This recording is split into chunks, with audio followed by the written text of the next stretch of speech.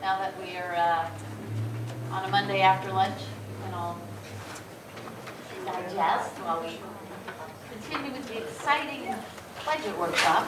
And then after the budget workshop, we'll take a brief break and move into our regularly scheduled monthly meeting. But I understand we need a 5-minute break for the recording folks to switch over because these are going to be tagged separately and posted separately. Okay, so now we are up to 1.5.4 on the agenda, which is the annual report on focus and finish. And the commission packet has that. I don't know if you want to kind of walk us through the highlights, Sandy, and then start the discussion that way. Well, either that or I can answer questions. Okay. Up to the group. I think we just want to go through page by page and see if there are questions. Sure. Or I'll make observations.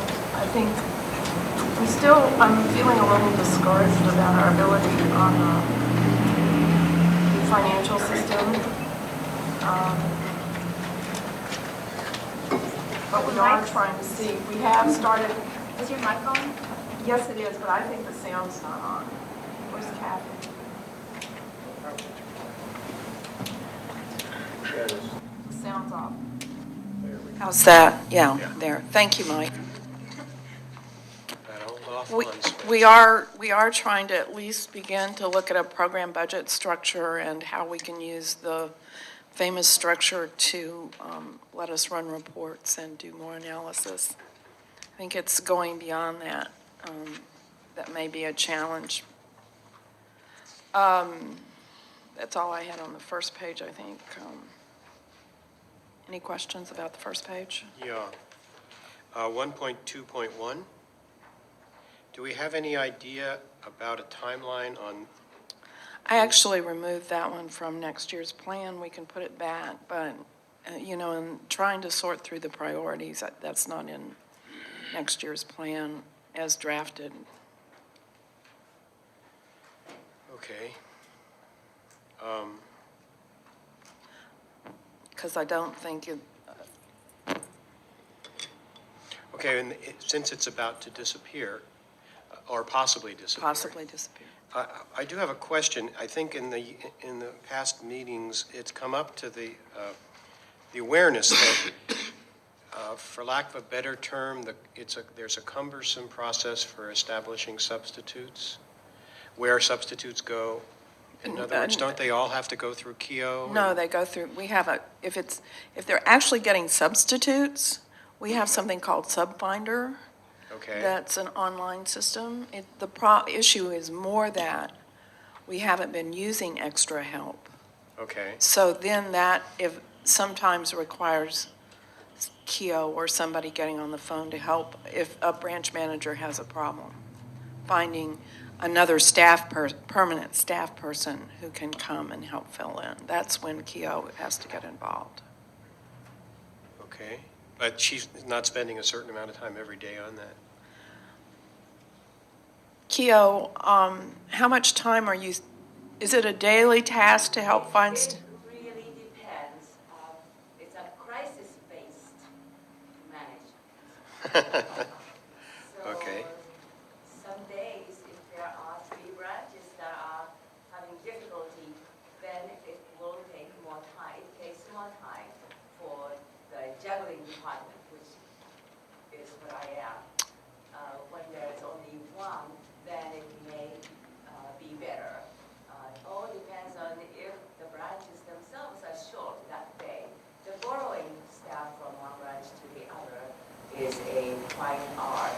Can I interrupt really quickly? Do you mind speaking into one of the mics? So that I think she's answered the question. Okay. Did you have It additional? doesn't come up on when you're listening Right. to it online, it doesn't. Yeah. come back up. Can you repeat the highlights? Okay. The difficulty comes in when there are multiple branches that are having problems on the same morning. And we only have a very short period of time to resolve the situation. But that's less frequent than the times when we are able to resolve. But branch managers are doing other things, so I often brainstorm with them. So I am more of an assisting role. Okay. Okay, thank you. So I had a question. I just wanted to ask again that in this report, the focus and finish, that we have a targeted start date for an item and an end date, because it becomes very vague as you go through it as to what the expectation is for each item. And as we go through, like this 1.2.1, if there are other items that are not going to be on the next, that we're not continuing with, if you point that out as you go through. I'll try to remember. I think what I was trying to do is, and what we were trying to do when we worked on the upcoming year is really set some real priorities so that we're not trying to, I mean, this is always, even though last year we moved some things out to future focus, I think it's still been overly ambitious. Right, so I think sometimes if you put a targeted start date, it helps you really be reasonable about what's, you know, the expectation is and the ability to get it done. I have specific questions that I don't know if you can answer, but I'm very concerned that you're discouraged and we don't appear to have made much progress on a new financial management system. If the county goes forward, we are going to be stuck in a situation where we have to spend money on a system that may not be the system that we want, because we need to then be able to the county's on a work with it. 2-year timetable, so they're not we probably won't be affected until the end of next fiscal year. Okay, well, when do we anticipate? A lot of it depends on who ends up with that long-term job. I think Mark can help with some things in terms of structuring it around Famous, but he seems reluctant to try to deal with the longer term and moving to another system. What is the where are we in that hiring process then? What are we anticipating? We're not hiring anybody until the first of the next fiscal year, because Will recommended that we not change, that we have some stability in that office until we close out this fiscal year. He was concerned about having too much staff turnover. Okay, so then, thinking this out to the future, somebody comes in July or August of that, of 2013, and we tell them this is a top priority for the commission. How long do you think it will take? And then there is getting the bids, or what do you call the RFDs, and then there's, and then having presentations, et cetera. I am very concerned that 2 years seems like a long time for the county, but it may not be long enough for us. Some of it will depend on the expertise of the person that we hire, is whether we actually look for somebody who has background in financial systems work, because some of it is having somebody who feels confident that they can move forward quickly. Well, have we developed? No, we haven't. No, we Okay. haven't. So, Because part of that was under discussion too, exactly how we structure that job going down the road. okay, when is that going to be decided? I would hope sooner rather than later, and I've been Will had recommended that we not have the person in that job be in charge of facilities and HR as well as the financial arm of it. But I think, I've been sort of watching and thinking about that, and I don't have a definitive answer yet. He felt that there was too much distraction for that person. On the other hand, I'm not sure whether that's true or not. Well, if we want to make an offer to somebody to hire and have them in place, let's just say optimistically, August of 2013, how long does the recruitment process take and the interview process, and then working back from that, by when do we need to have a definitive idea of what the job description will be so we can post and begin the recruitment? Some of that depends on, it probably needs to get started. Yes. It's a time issue. That would be my point. Yes. So This is it's a question February of of what we don't 2013. do. Can we anticipate that you'll report back to us by the April meeting, that there's a job description and? There's the a recruiting- question of whether we use a search firm or not to try to help us really get an adequate pool of experienced people. What is the cost of a search firm? I have not looked into that. Okay, But can- may I look into that and come Yes. back? Could we, okay, so it doesn't have to be at the next meeting, which is another workshop, but at our April meeting, could we get a report on all of this, where we are in the recruitment process and what the cost of a search firm would be? Could I just say that I don't know what search firm you would be looking at, but when the department I came from at the county used a search firm, it was $25,000. So, just so you know. Yeah, it may be a little extravagant. It's just a case of, and, I've talked a little bit about my concern about whether we can find somebody who has the qualifications that Will has suggested we need with the salary that we currently have. I wonder if the personnel committee, I mean, somebody could sit down with you and Will and hammer this out, because I agree with Julia.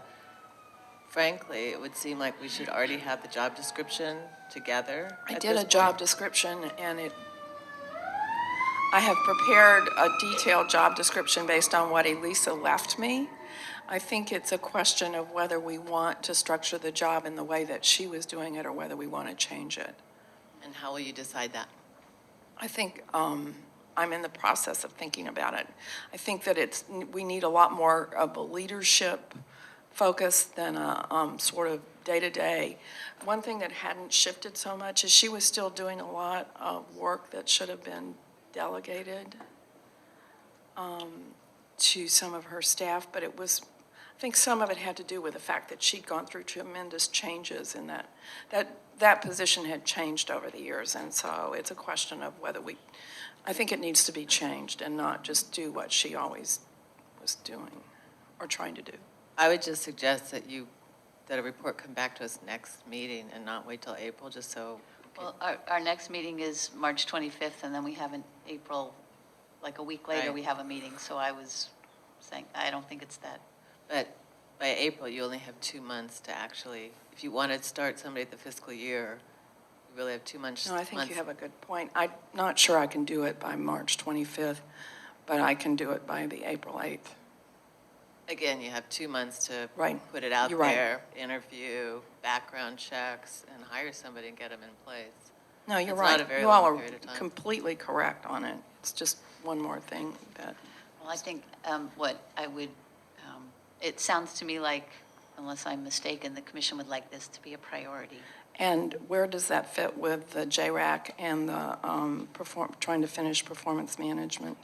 I would put this above performance management. Of course, the JRAC, if the County The wants JRAC that. is what we're calling the JPA Review Committee. If they request information, obviously that will have to be done because they're deciding what this library system will look like in the future. So they need to be very well informed. But I would say that this needs to be a priority because we Okay, can't. that's helpful. Does everybody here agree with that?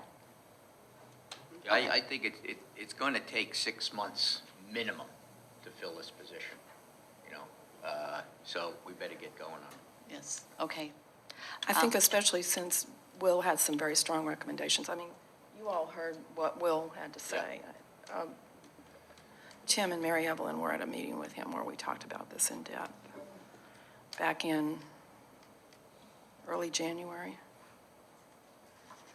And it sounds like it's also potentially an opportunity, or the timing would make sense to look at the overall kind of structure of your management organization, and if you're going to change who reports into that role, and then where do those folks report into, and kind of how that looks like.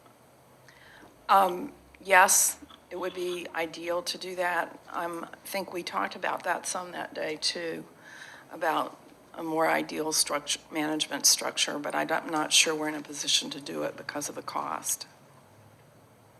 I also don't think we want to wait till we have the ideal Right. management structure in mind before we start the recruitment process.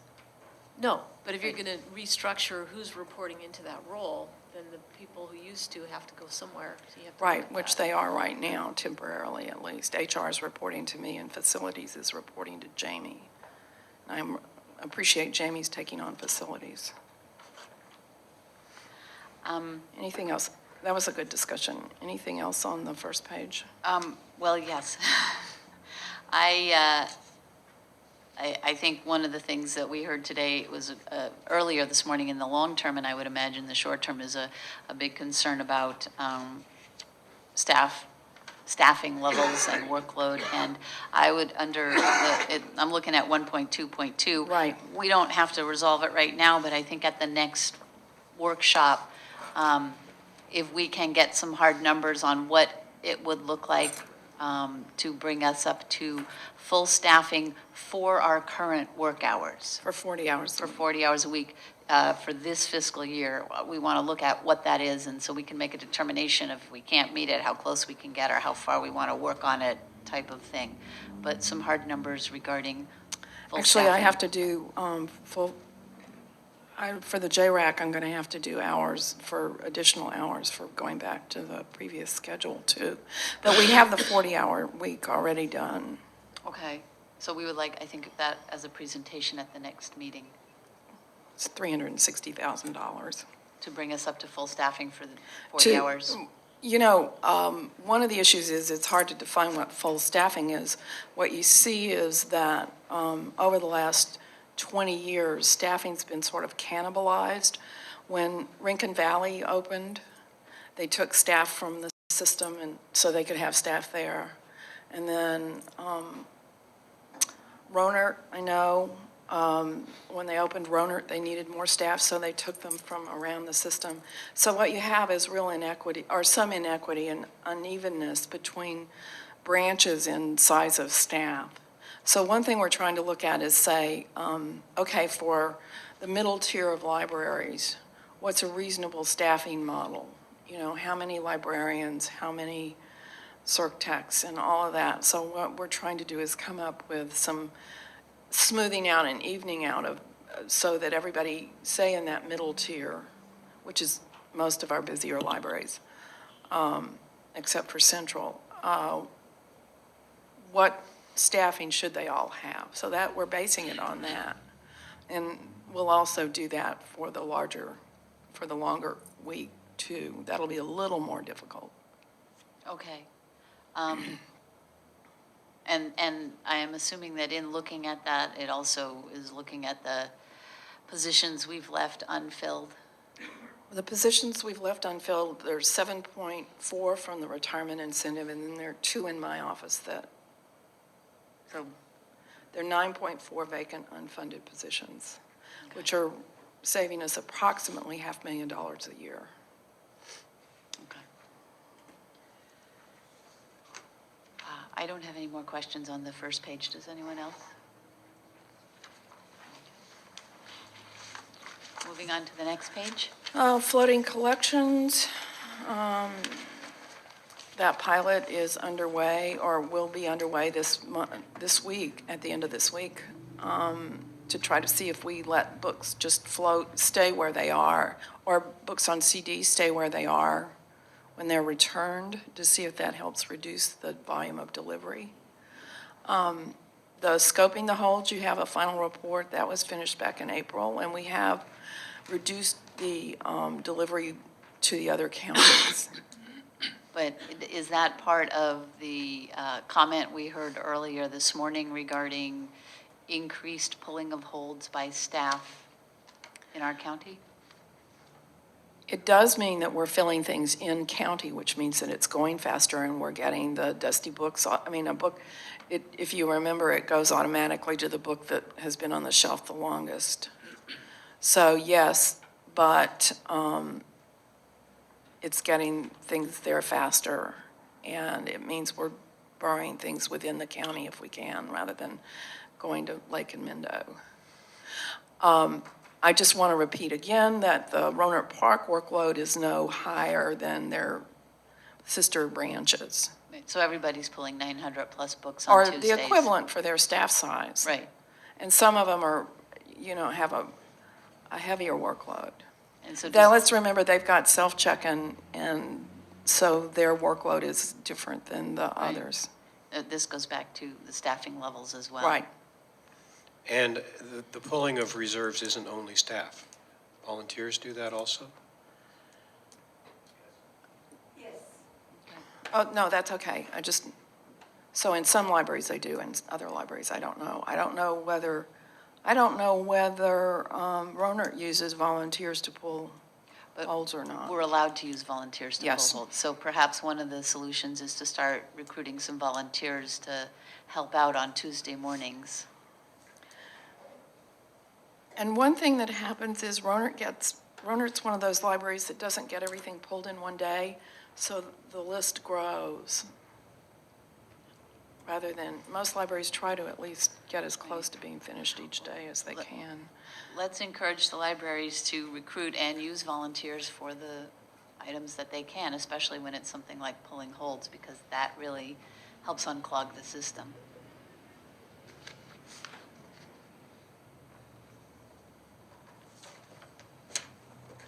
We're making progress on performance management. I think that although we won't be at 100%, I think everybody is evaluating staff like crazy. So Okay.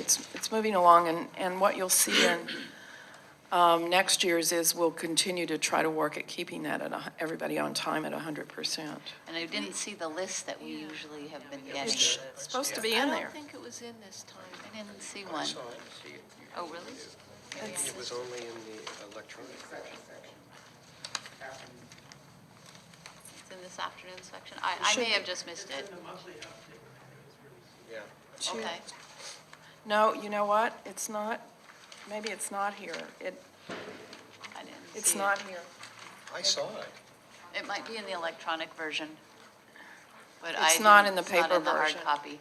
So, but it was, We'll get copies for you. Okay. It was in the packet that we worked on. okay, good. No, I just wanted to make sure Should've that's been not just dropping off. No, Patrick did it. He did 2 different versions. I think we ran into problems with the copy machine, and so things were sort of frantic at the end. Okay. Policies, still a challenge. Right. So any questions about page 2?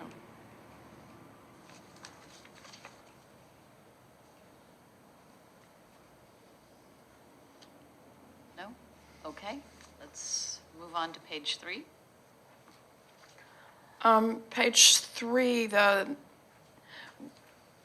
although we won't discontinue training, and particularly in areas of library workplace security and the IIPP, we will not have, the intent was to drop that as an outcome because it's so challenging to try to work on that right now. So, are you talking about 1.7.1? Yeah. Well, 1.7, initiate a comprehensive and systematic training. Patrick is doing a lot of training around the workplace security and the IIPP. It just won't be, it's being integrated more into ongoing workflow rather than being something that would be new. What does that mean, ongoing workflow? Means that it's been integrated into his work. Probably the Wait. best way to explain it is. You need a microphone.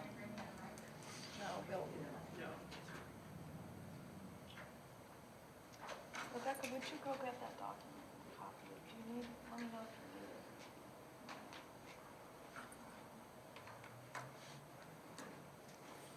it. Thank you. Probably the best way to explain that is there are different components of both the workplace security and the IIPP, whether it be emergency evacuation plans, hazardous materials, bloodborne pathogens, ergonomic training. And so it's not like you just present it and then you're done with it. So we've been rolling it out sort of on a phased basis. We've done training recently throughout all the branches just with basic safety training and some basic ergonomic training, but we'll be expanding that over the coming year. We'll be focusing more on updated evacuation plans over the coming year. So that's what we mean. It's an ongoing part of my work plan, so to speak. So now it's just going to be basically part of your job description as opposed to a special project that we're going to monitor? Yes.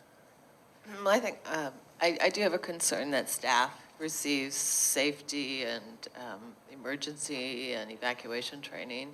Yes. And this says just supervisors and managers have received that so far, according to this report? It's been a combination. Okay, initial rollout of the workplace security was directed to managers and supervisors. The basic safety and some basic ergo was directed to all staff. It does say that. It does Emergency say that. evacuation will be directed to all staff. Okay, I just want to make sure all Oh, yeah. staff Oh, no. is fully trained to deal with any kind of emergency Right, right. that comes. No, that's clearly intent, and that's how the document that's being prepared right now addresses it also, that it goes out to all staff. And I understand that training is an ongoing component of any workplace, but as a library commissioner, I think I would like to know when there's like the initial training has been done for everybody so that we can feel comfortable that our staff is protected as best they can be. I guess my question is, does taking this off of the focus and finish mean that you feel we are caught up enough that it no longer needs to be broken out as a special attention item? We can continue to break it out because it's a continuing challenge to get all of that rolled out. But Patrick is working very hard to get it done. Let's leave it on for Okay. next year. Thank you. The monthly, Yeah. yeah. Thank you. And we appreciate your hard work in this area. It's Yes. very important. It's not like he doesn't have other work to do. The phone system, Yeah. How's that going? well, we have, I will say, I want to start by the last one. The system works just fine in other institutions that have the same phone system. So it's trying to find out what makes us so special, if there are problems with our phone system. Is it Horizon? No, it has nothing to do with Horizon. Oh, it isn't our No. data server. No. I thought that's what they said to us before, though. No. That it was because of our, No, it's because of our network, which is entirely different from Horizon. Okay, what? The network infrastructure. And we're trying to get some help from the county, maybe just a quick consult free of charge to have somebody look at our data network. Horizon runs on the network, Right. but it's an entirely different system. Right. The phone system also runs on the network because it's voice over IP, voice over the internet. And it's a question of really, we've asked staff, and it's been very helpful. Staff has been filling out specific help requests when they have incidents instead of just saying they're having trouble with the phone system, because you can't really get your arms around that. So we've been getting more specific. If I know the other day when you had a problem, I got the time and reported on the specifics of what had happened. And the resolution on that particular one was, among other things, it was probably partially a training issue that somebody that you got on the phone didn't know how to do a transfer. So that's part of it. The other part has to do with the way we hook up to our electrical outlets with our phones, and they're piloting that. So it's a sort of a case of working through and trying to eliminate issues, just like they called everybody from inside and outside the library. They called all the phones to make sure they were working, and there were no problems with that, as far as I know. Were there, Denise? And so then it's been looking more specifically at the network. Are the number of complaints coming in on a weekly basis getting smaller, or is it staying the same? Smaller? Denise So- says it's smaller. So we're solving some of the problems and chipping away at things? Okay, good. For instance, Rebecca had a call quality issue, and they came in and changed the way that her phone hooks up to power, to have its own power source rather than depending on the network for the power source, and that seems to have resolved the call clarity issues. So that's, they're ordering some more of those just to test and see if that makes a difference for other people. So they're working down the. Is it symptomatic of other problems with this network?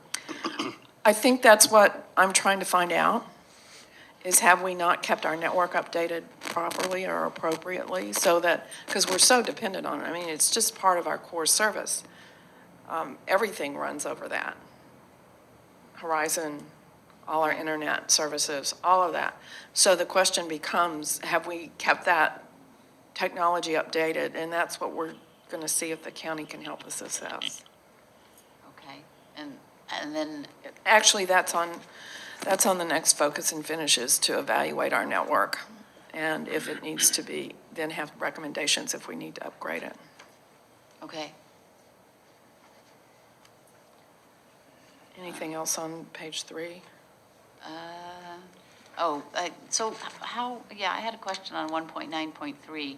1.9.3?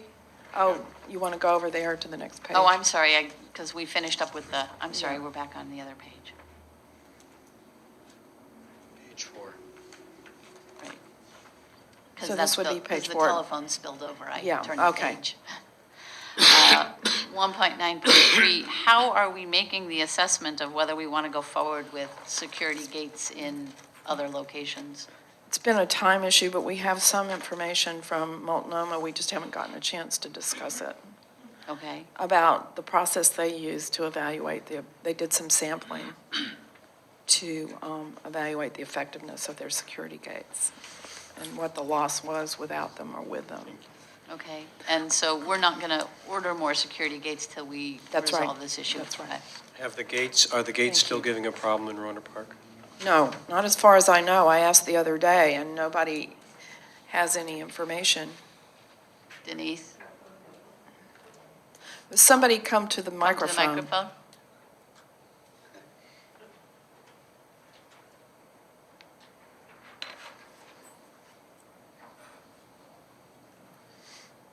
I did have a conversation with the circulation supervisor on Friday, and it was also brought up at the countywide circ meeting by Rohnert Park staff that they're still having problems with the gates going off because people are coming in with items from other branches and the other branches are not using the RFID. Even though they're supposed to be.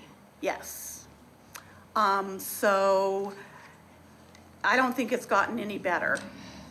Sounded to This me is the like first I've they heard that. definitely really wanted to turn the gate off, and their staff thinks they should have the gate turned off until the rest of the system either has gates or not. Are you getting the same things from the other libraries that have gates? I personally have not. What about Sonoma Keo? Sonoma at the countywide circ meeting, they did say that their gate goes off, but they also have the book drop inside through the gate. But they didn't seem to be bothered by it that much, but they did say, yes, it goes off. I think the arrangement of those two libraries is so different, and the flexibility of the CERC's desk is so different at Sonoma and Sebastopol that it makes it easier for staff to eyeball and deal with it, whereas you have that huge monolithic desk At Rohnert. at Rohnert. Okay. We'll discuss whether we turn them off or not. That's why I had asked the other day. Okay, thank you. I mean, I think that if we decide not to continue to use the gates, then we have to assume that there's going to be a certain level of loss of materials, particularly DVDs. I mean, that's what I've heard. I mean, Marin County Library made the decision not to continue with security gates, that it was probably cheaper just to replace and spend more money on DVDs in particular. And that may be something we want to look Yeah. at as well, especially if it's driving our staff crazy. I don't know if this is exactly the area to ask this question, but I will, and if I'm wrong, I'm wrong. In the past, we have waited to includes self-check as dependent upon a remodel of the library. That's right, because our current configuration does not lend itself in those libraries to having self-check. Okay. I'm just wondering if there are any libraries where we start. Okay. I mean, even in Petaluma, that circ setup doesn't lend itself easily to, you've got to make sure you've got data and electrical to where you want to put it, and it's really requires construction and some revamping of the circulation area. Thank you. Because we really don't have places to put them in a lot of libraries, period, without it. Petaluma does, but in terms of space. Okay. So on 2.1.3, it's the book drops in Petaluma. Mm-hmm. That's been approved, but when is it going to happen? It requires working with an architectural firm to get it designed, and I just haven't had the time. It's a time issue. Because it's going to require a full design because of the structural issues. Is that a time to consider self-check for Petaluma? It's they're not going to two make any different difference parts. in the book Right. drop. Yeah, the book drops way out. I would ask, is there someone that you can delegate jumpstarting that project to? Anybody I delegated it to has just as much to do or more than I do.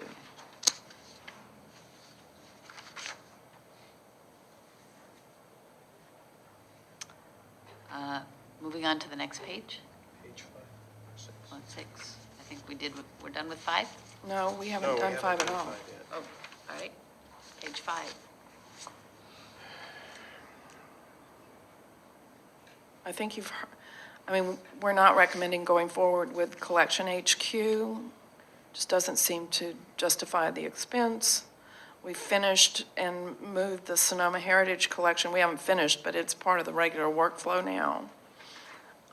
So that one won't be in there again. We've talked about open source. Right. And that will continue to be there next? Yeah. Okay. Now we're on page 6. Yeah. Unless there are Ebooks. questions. Were there questions on page 5? Comments? Okay.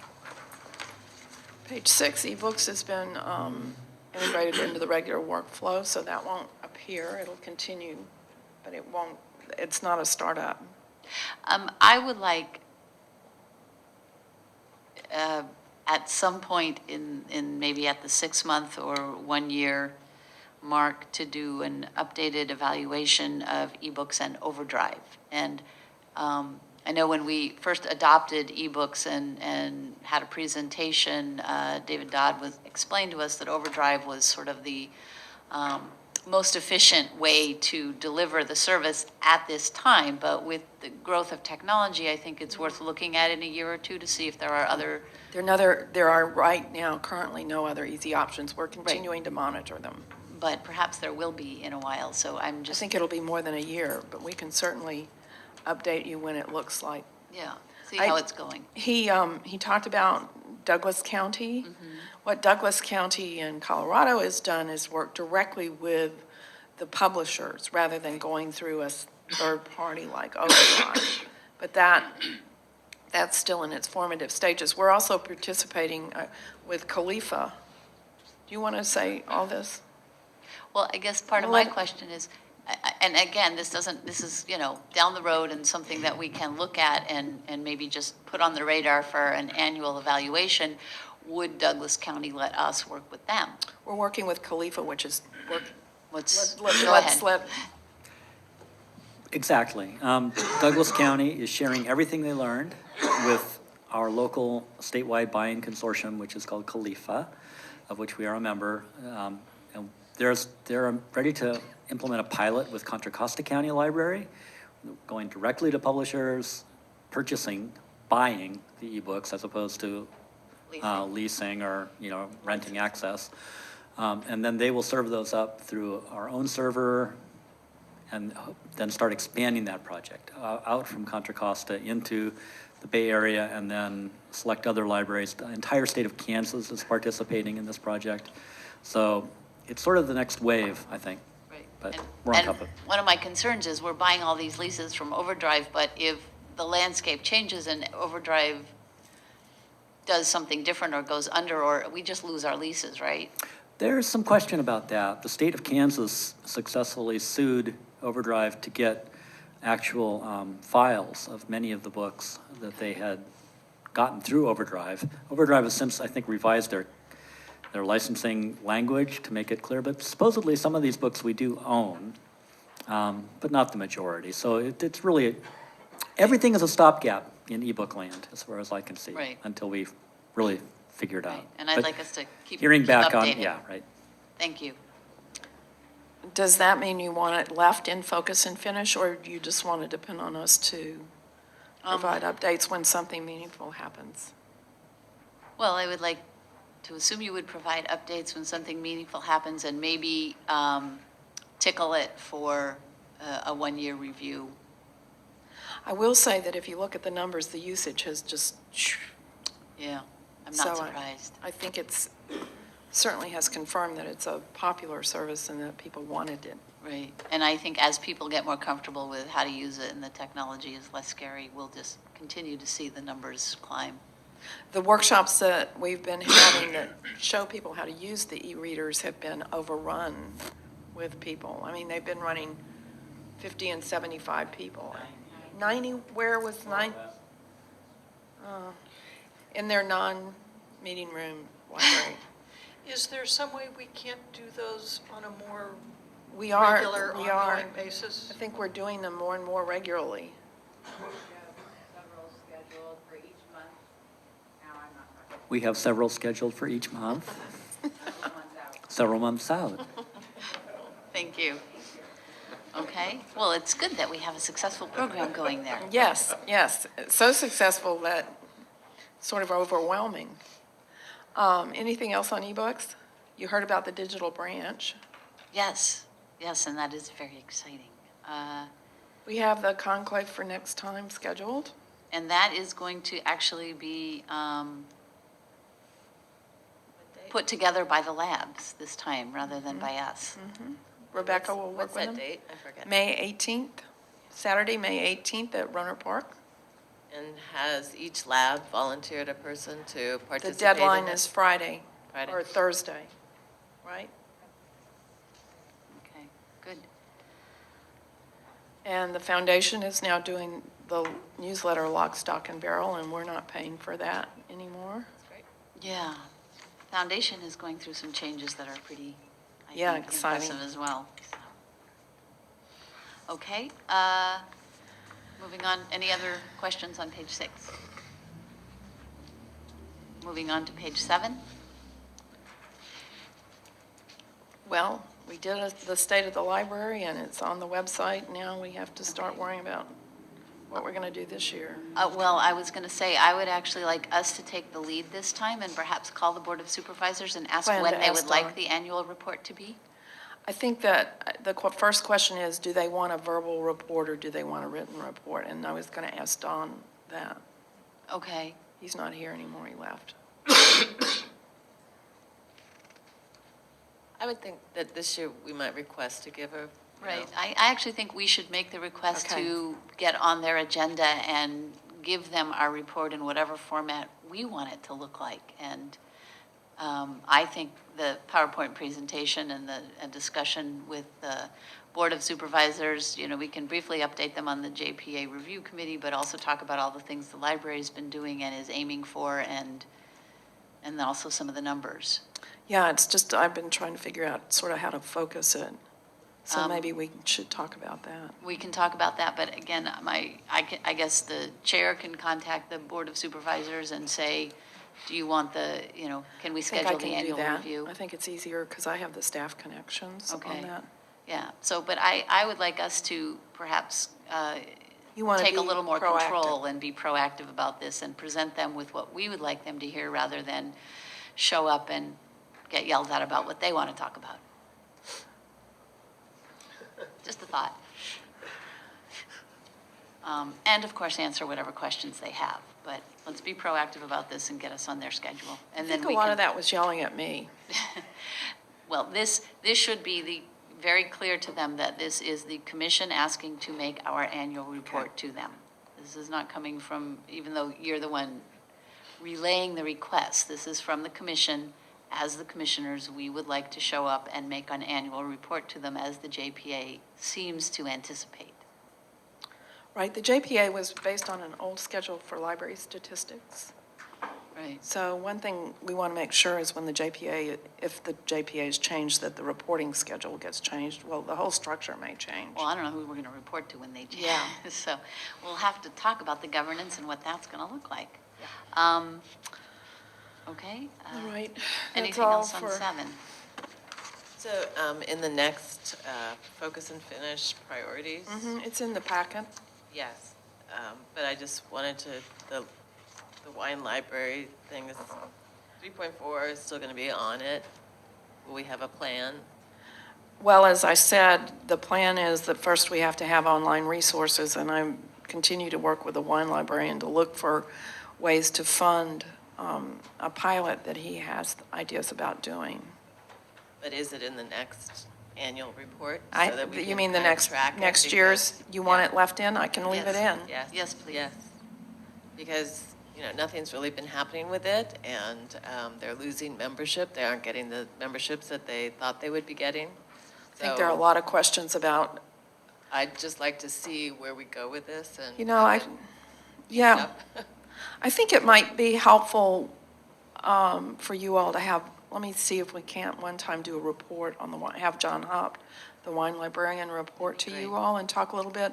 Because Is that what he's doing to He's outreach? really looking at, there are a whole lot of issues that he's grappling with now that he's been here since last summer.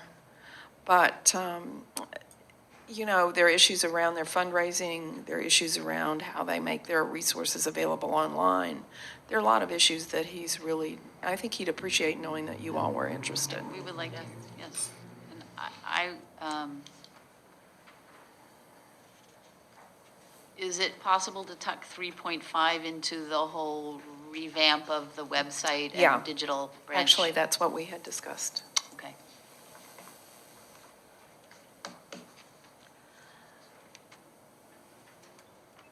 That was helpful, thank you. Okay. And 4.0 is our strategic plan.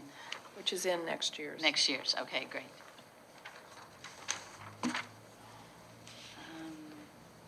Here's attachment A. Are these in order of importance? No, they're organized by unit, Okay. organizationally. Can I just say that the very first one, I think, should be our very first priority? You're not talking about GASB, that's not GASB 45. Oh, okay. That's a description. I would like the first, one of our priority policies to be developing how we're going to pay for our OPEB, OPEB, our retirement health care obligations that we've other already incurred. post-employment benefits. Yes. I think that is something that needs to be done. Actually, I'm hoping to have a good discussion at the next meeting about, that's one of the things at the next budget workshop, planning and budget workshop. So I just wanted to ask about the strategic plan. Could we talk about it when we get to next year's plan? Okay. It's in, All right. Just want a start date. I've noticed on a lot of the policies, there's status as none. And I think as a first step, I think it would be helpful to pick the important, to prioritize which ones we get done first, because I imagine you may have done that already, but we these haven't. are only the ones that, these are only the highest priorities that we've identified. The list of what we need could go on for days. So it's a lot of nones, and I understand that I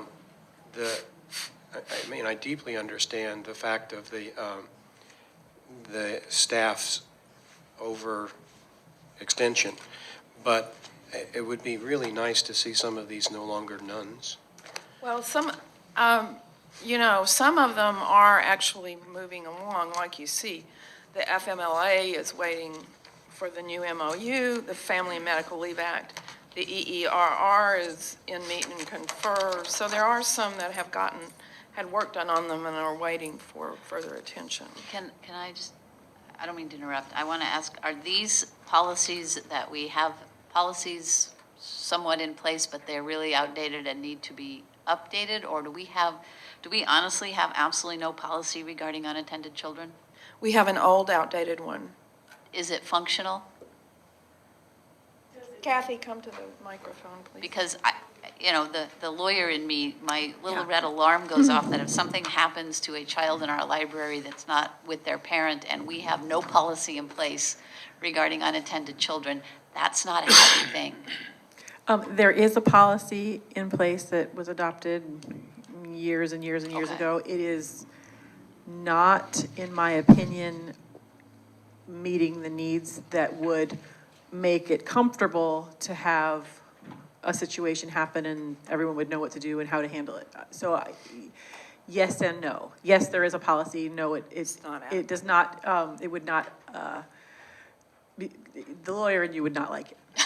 Okay, thank you. And I think we know that the meeting room policy and serving alcohol are both no longer legally viable. So we know those have to be changed. And we know the public internet has to be updated. We have what is current practice, but it's not reflected in policy. And we've added, for next year, we've added one on updating our sexual harassment policy, because we just went through some really good online training to meet the requirement that we all have, all managers and supervisors have sexual harassment training, and our current policy really does not, would not serve our needs. Okay, good. Is this something that we could contact one of the universities and see if an intern wants to, as a project, work on at least drafting updated policies, and that would save your staff some time, and they wouldn't, have it sitting out there over their heads like it has been for the last 2 years, I think, for many of these.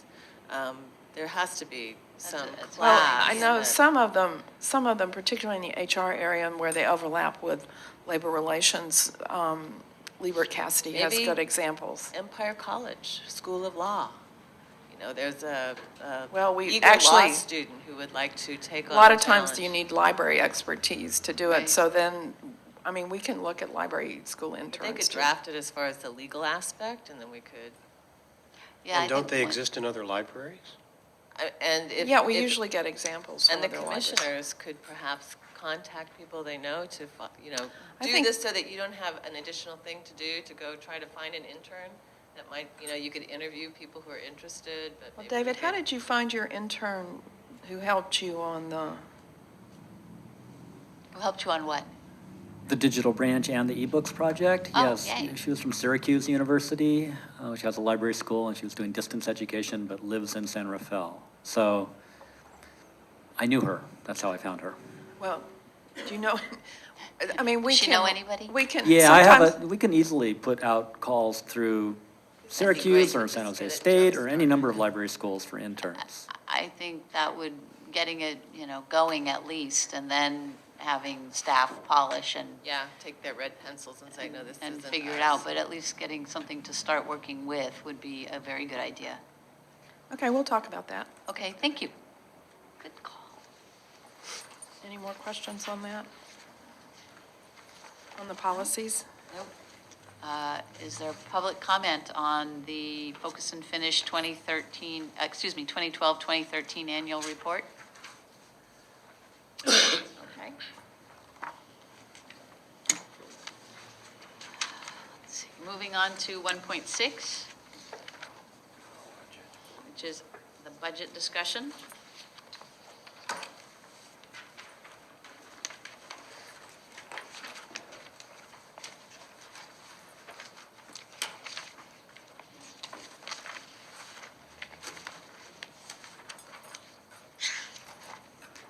Out of order.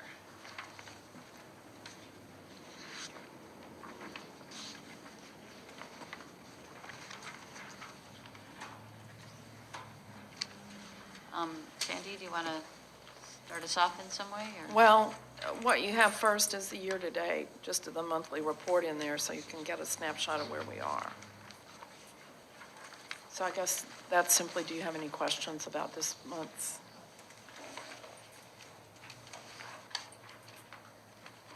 And you got the narrative, I think it came, do we have copies of the narrative that, weren't we going to give them copies of the narrative? Okay. Yeah. They're on the tables? Yeah, here they are. Julia, yours is right here, and Tim, yours is under that stack Under all of those stuff. papers. You have yours.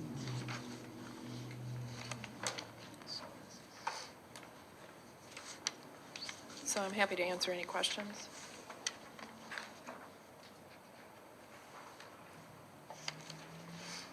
I have a question on page 3,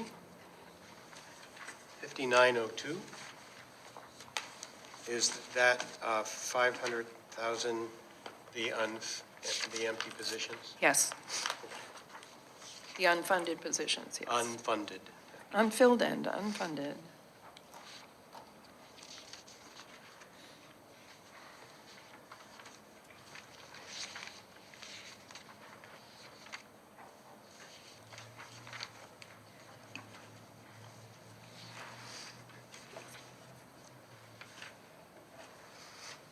I think we've already talked about, at the last meeting, about 6041 and I'm sorry, 6041, on data page lines. 3, line. Data lines. Data line 6041 is over budget. Actually, we get telecommunications discounts on those, so we get reimbursed. So that's why it's over. The reimbursements don't come in right away. But we get the E-rate, state and federal, that reimburses us for, I think that one, is that one 60%? So we'll get 60% of that back. And branch networking 6570. Branch networking was an upgrade to the staff wireless or wireless? Wireless. Public wireless. So that, we won't be spending any more in that, but that's what put us over. Okay.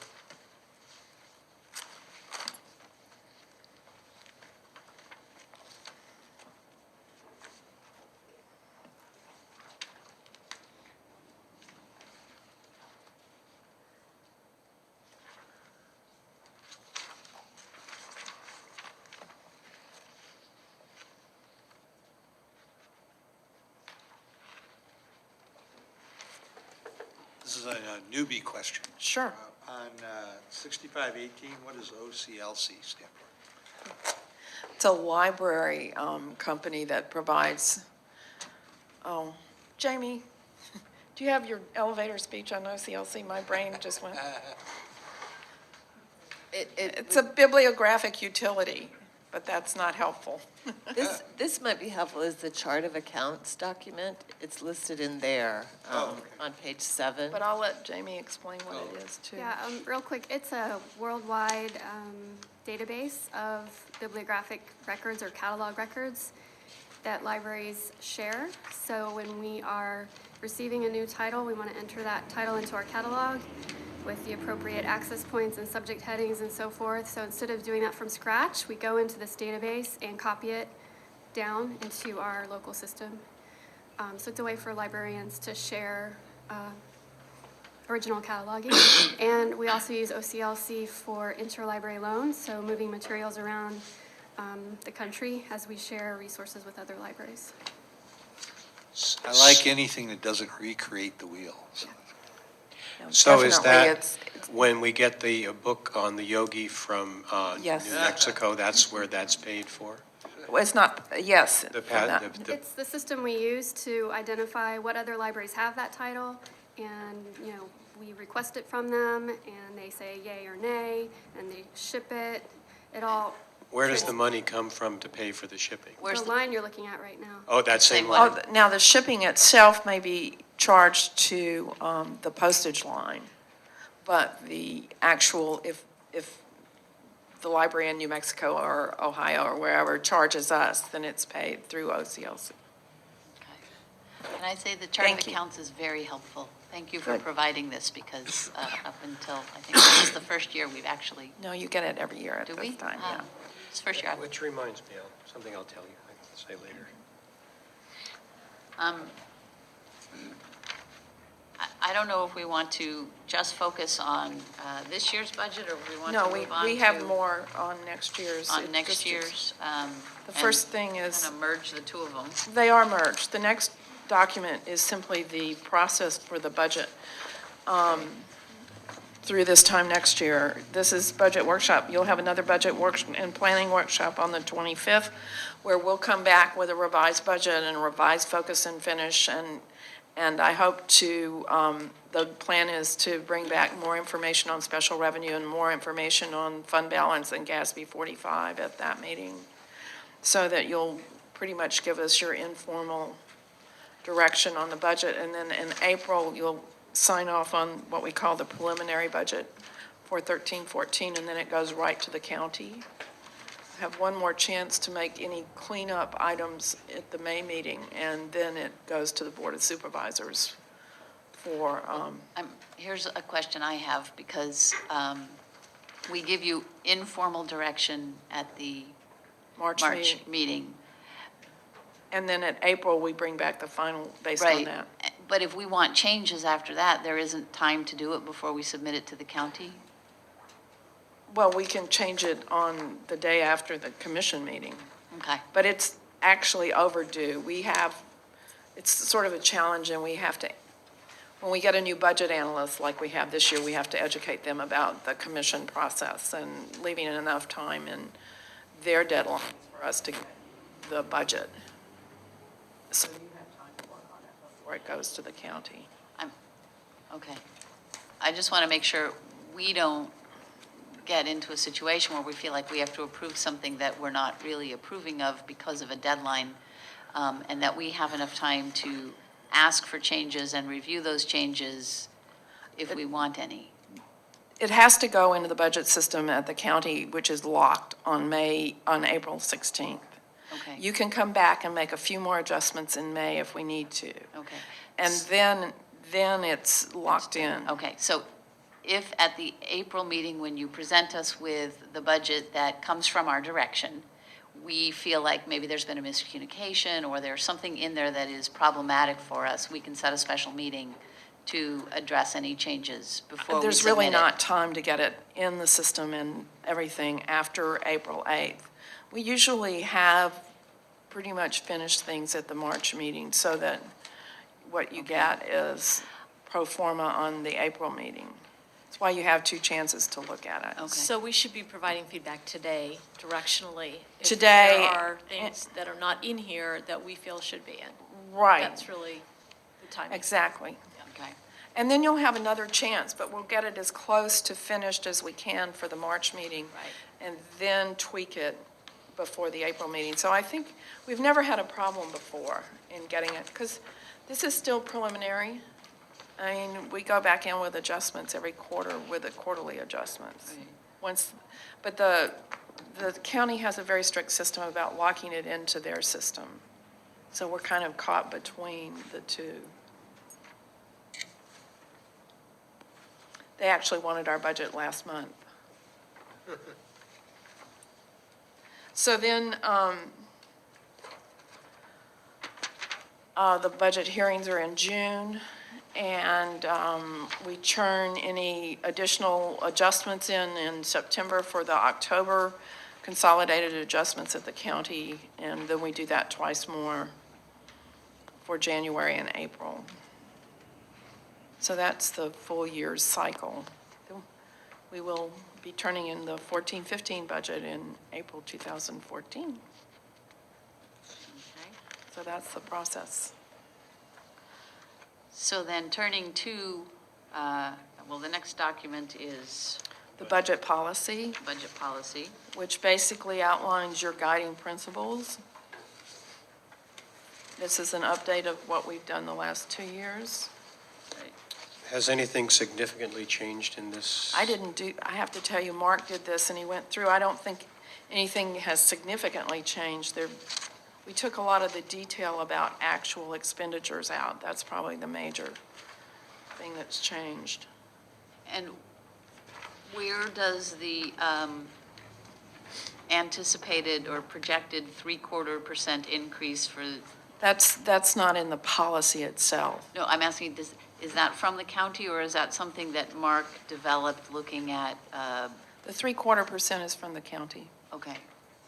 Well, although Don just said to me that he thinks some of the redevelopment numbers need to be double-checked. So he's doing that. And actually, it is in here at Oh, I'm sorry. 5.2.1, so I mean, Julia, to answer your question, it's there, his estimate of the 0.75%. If you look under 5.2, 5.2.1. Thank you, sorry. Right, Yeah, no, but my it's question was, there. where did that number come from? Came from the county. He says it's consistent with estimates used for the county, but I was curious whether those were Mark's numbers or directly from the county. I think when he gave us his presentation last meeting, he talked about how that's the county's projection, and our funds come from property taxes, and the county was basing that projection on an anticipated increase in the revenue from property taxes. And so he felt safe enough to say that, use those same numbers for us. But Don did express some concern about the estimates for some of the redevelopment money and wants to double-check them, the ones that Mark had done. So he just told me that. They're too high, too low? He thinks they'll be a little higher, which could be helpful.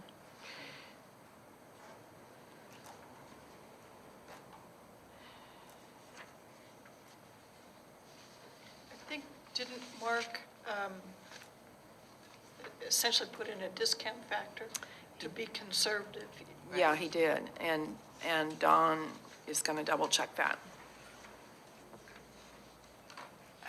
Don may have a little more information because he's also the budget analyst for community development, which does redevelopment. So he was going to check that when he went back to the office this afternoon.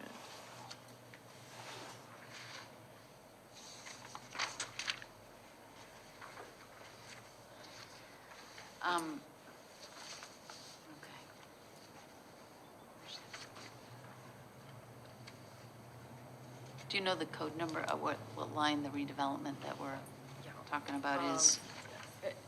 It's on the chart of accounts, but if you go to the budget, It's 1008.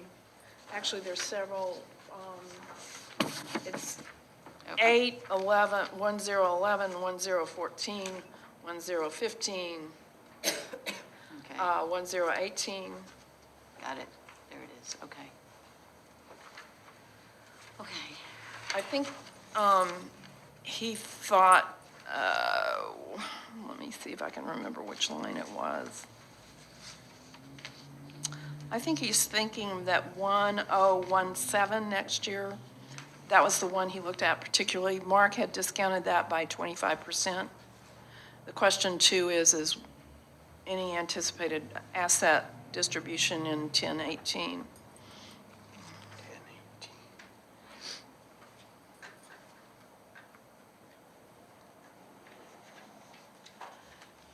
Sandy, I'm wondering if this budget policy document, and maybe it's in here and I'm just not seeing it, but include some language, some reference, and probably around the salary and benefits, so 6.2 or 6.21 or somewhere in there, that talks about directionally, we want to have an approach of funding our future liabilities. And I'm thinking of the retiree health that we've talked about a lot, but I don't see the language in here that directs us to start addressing it. Now, that's expenditure control. We may want to, Maybe it doesn't go there, I was just seeing because it was maybe talking a about salary. number 9, which is long-term liabilities and planning or something at the very end. Add a 9. Add a 9. Yeah, I just think some language, which then if we direct you to start putting money away to cover it, we're in keeping with what we're saying we're doing in our policy. And actually, every year you're required to adopt a policy on how you're going to fund OPEB, and that will come to you next time to discuss. But I can see actually referring to the long-term liability and the need for financial So planning that's in a here. separate document then that we're going It to is, but I can see where a link would be good. Okay, well,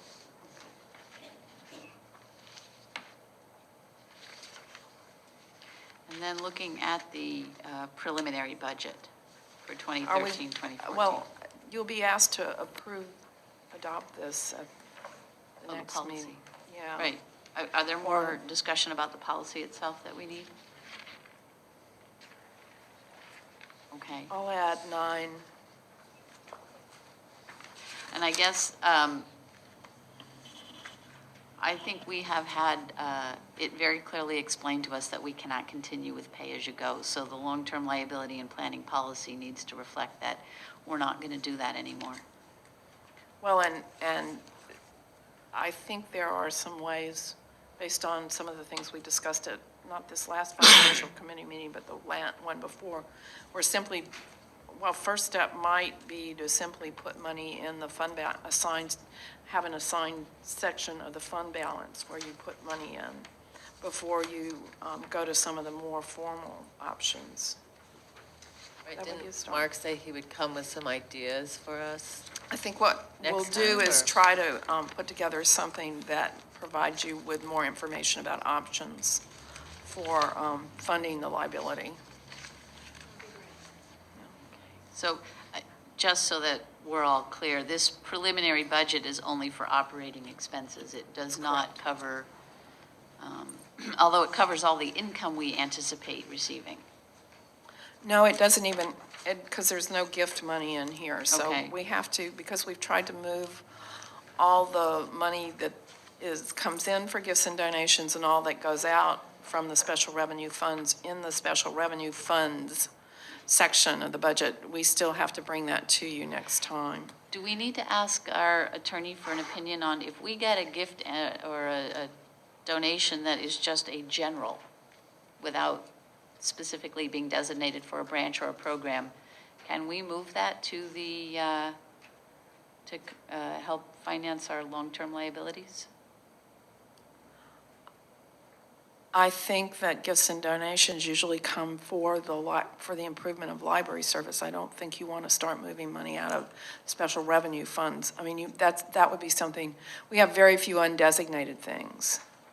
No, I understand that. I guess my question is, oh, well, okay, we'll talk about it more later. It's one of the few places we have for some of the enhancement of services, like the digital branch and things like that. Right. And generally, when people give the library money, it's to improve library services and collection, the whole. No, I do understand that. I am very, very concerned that we don't have enough in our reserves to cover our current liability as we start, as it grows. And we don't seem to have any revenues designated. Well, I think the thing that Will has said that you need to remember is he feels that it's important for you all to have a plan, whether you're actually putting an equivalent amount of money away every year. He thinks it's more positive if you have a very clear pathway to getting where you need to be. You don't necessarily have to be putting away all the money in hard times that you need. I understand and there's no way, obviously, we could put away all the money, but I would like to see us start putting away even small amounts. Right. So that we get used to the idea that not every penny in the budget is for this expenditure moment. Yeah. And so I would like to start that this year. That's just my personal preference. Obviously, the entire commission will have to set some direction in that, but I would like to see even a small amount designated to be set aside for that obligation, which I see as looming huge over us. I agree, and I think that a plan is nice, but a plan has to have, some action. We can't just have a nice plan. And I think that's your point, is the plan has to result in some money being put aside. Yes, I guess my point is, no, I agree. We need a plan. We need to understand what the step-by-step process is going to be. I don't want us to wait till we have the perfect plan before we start setting money aside. So I'd like us to set some even small token amount aside this year to show an intention, if you will. And I would also like us to get a plan in place. As I said, I would like that to be our first policy priority, is a plan for funding You that. have to adopt a policy as part of the budget process anyway, so yes, you will be doing that. Okay. Related to that is that do we, in our fund balance policy, we have an obligation to repay. That's been repaid. We have, I mean, there are problems with the way, I would ask that we postpone the discussion of fund balance until next time when I can bring you some things about it. Okay, I just don't want to forget that. No, actually, you should every year as part of the budget process be approving the way the money is assigned. And that hasn't been happening. So we're going to correct that and correct some of the allocations. But, you know, basically what's happened is money has just been automatically moved from other parts of the fund balance to repay what we've used, what we used those 2 years for operating. So, but we can, I definitely want to have that on the agenda for next time because there's some problems with it. I mean, nothing that can't be fixed. It just. No, and I think when, my recollection of, it was a few years ago that we actually adopted the financial policy. Fund balance policy. Fund balance policy. And my recollection was that it was, at least I anticipated the idea of repayment would be from the operating budget and incoming revenues, not moving it from a different reserve to that fund balance. Well, we can certainly talk about whether that's the way you do it or whether you, I mean, you should be making conscious decisions Right. about how we allocate that fund balance. And, you know, once you vote, you'd have to vote again to change it in the assigned and unassigned categories. But it's my plan, I've already been in touch with Will to talk about whether we need to do some tweaking of the fund balance policy based on some of the things from a couple of years of actual practice. And so those are all things that I wanted to bring next time. Okay, good. Okay.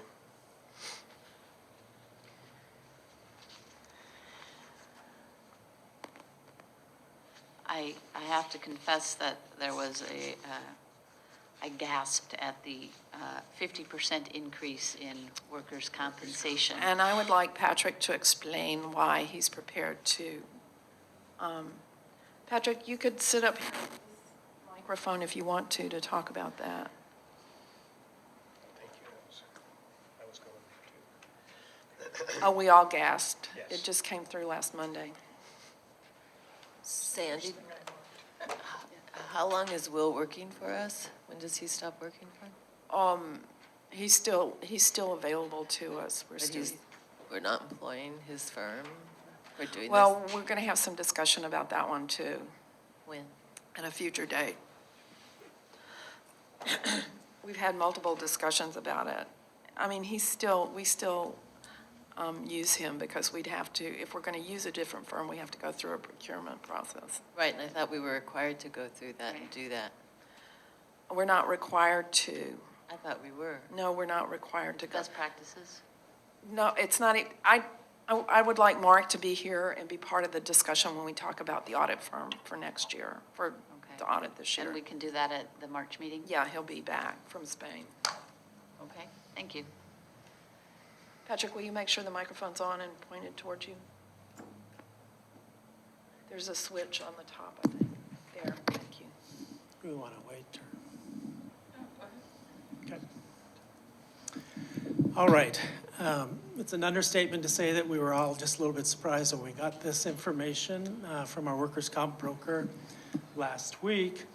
Perhaps a little bit of education here first. I don't know how many of you are familiar with experience modification, and that's, or what we refer to as XMOD. And that's one of those things that drives an employer's workers' compensation rate.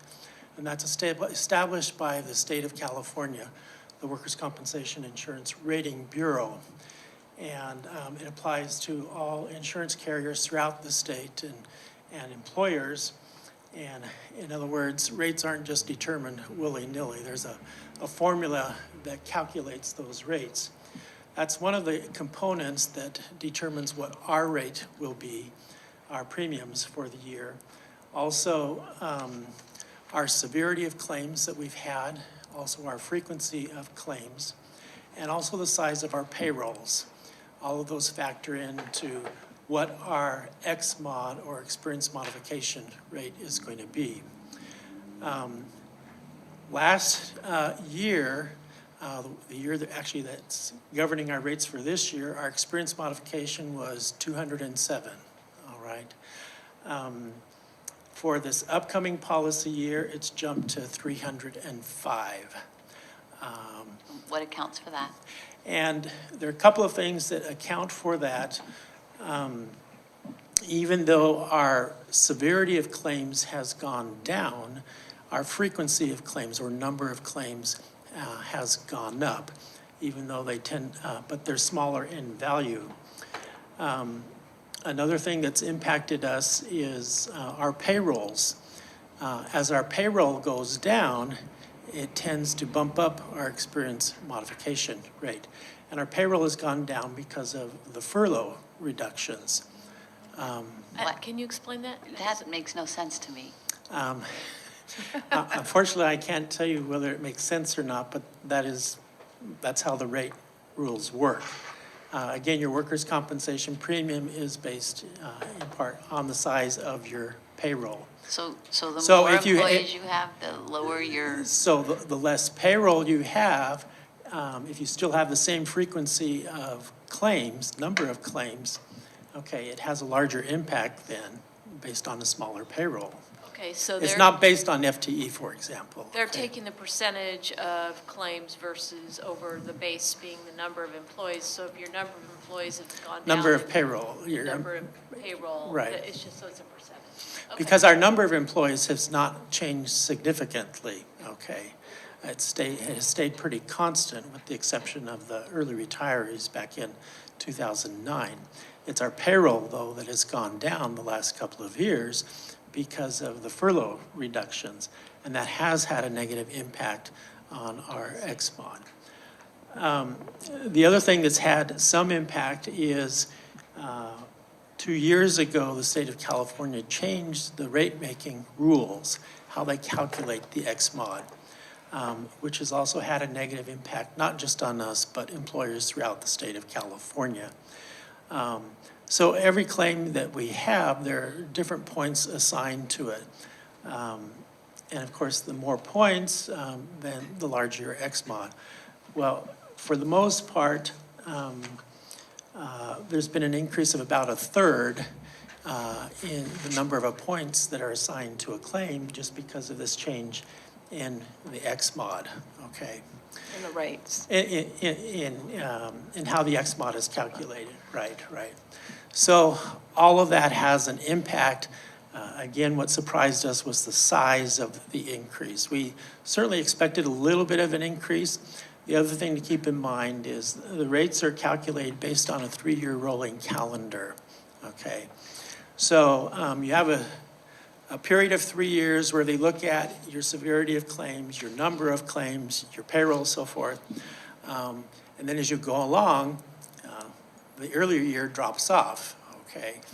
Well, depending on what's coming up in the new year and what drops off, obviously that impacts your X-mod. What dropped off this year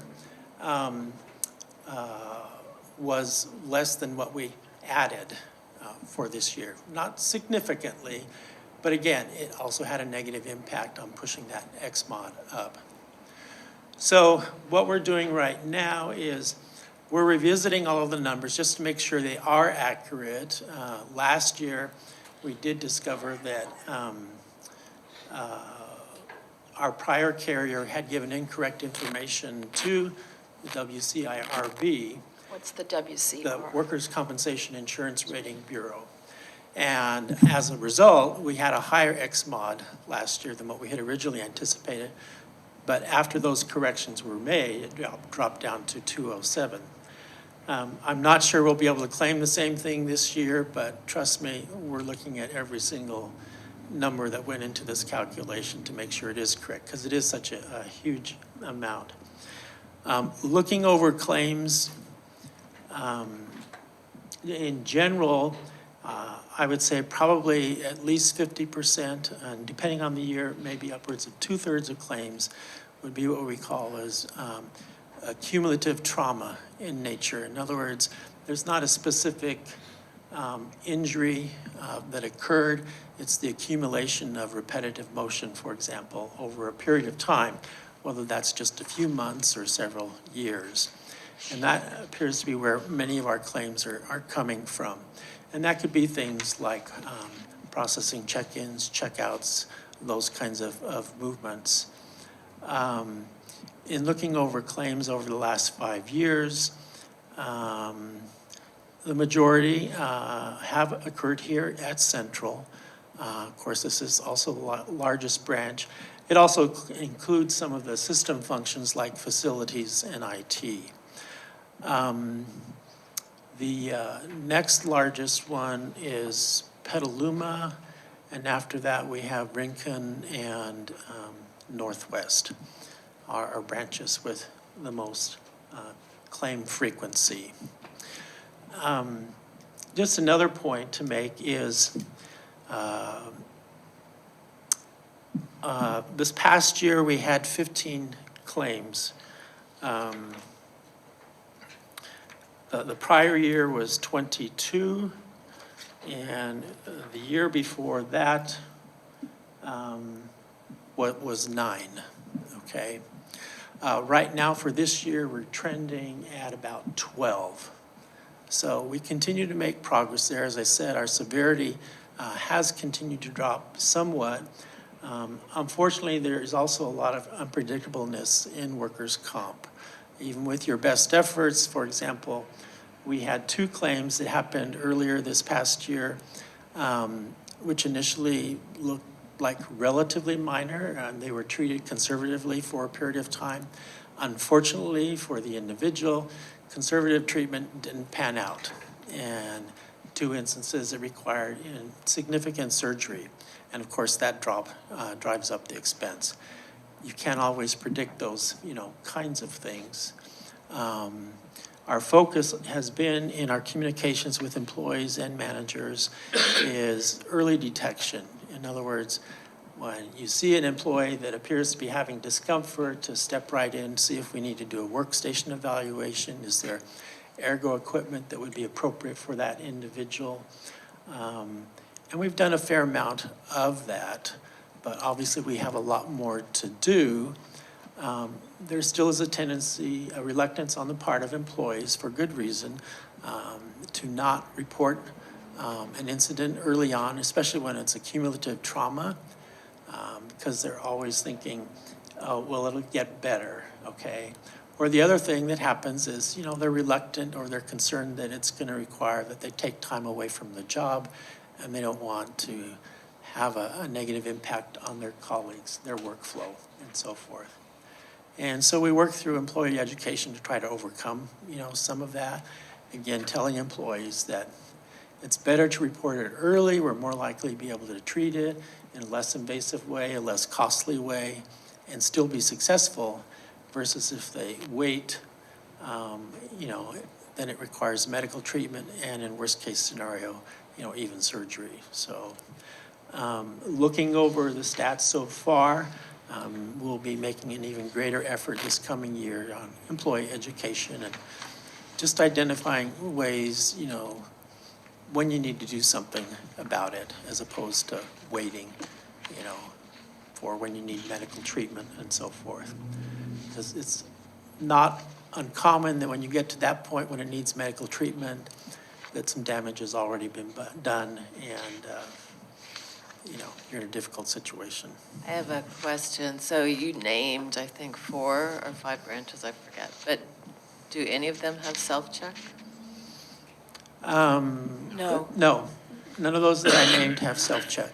Is it too soon to tell if self-check has helped at those branches that, have claims gone down at places that have self-check?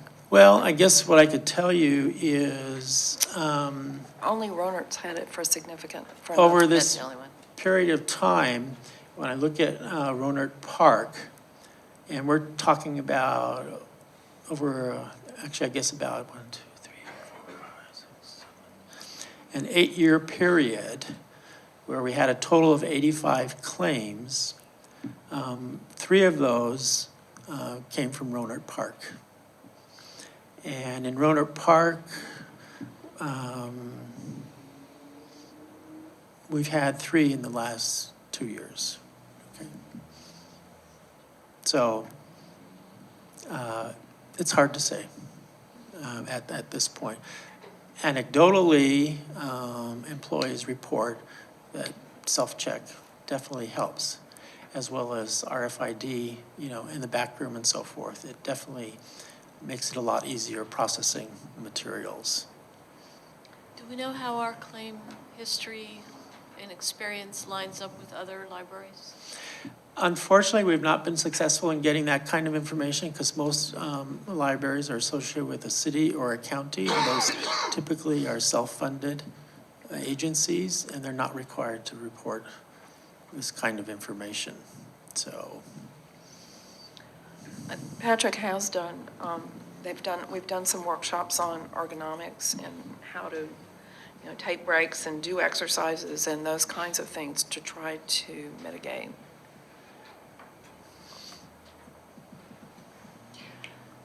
Have we seen any reduction in claims with StaffLink?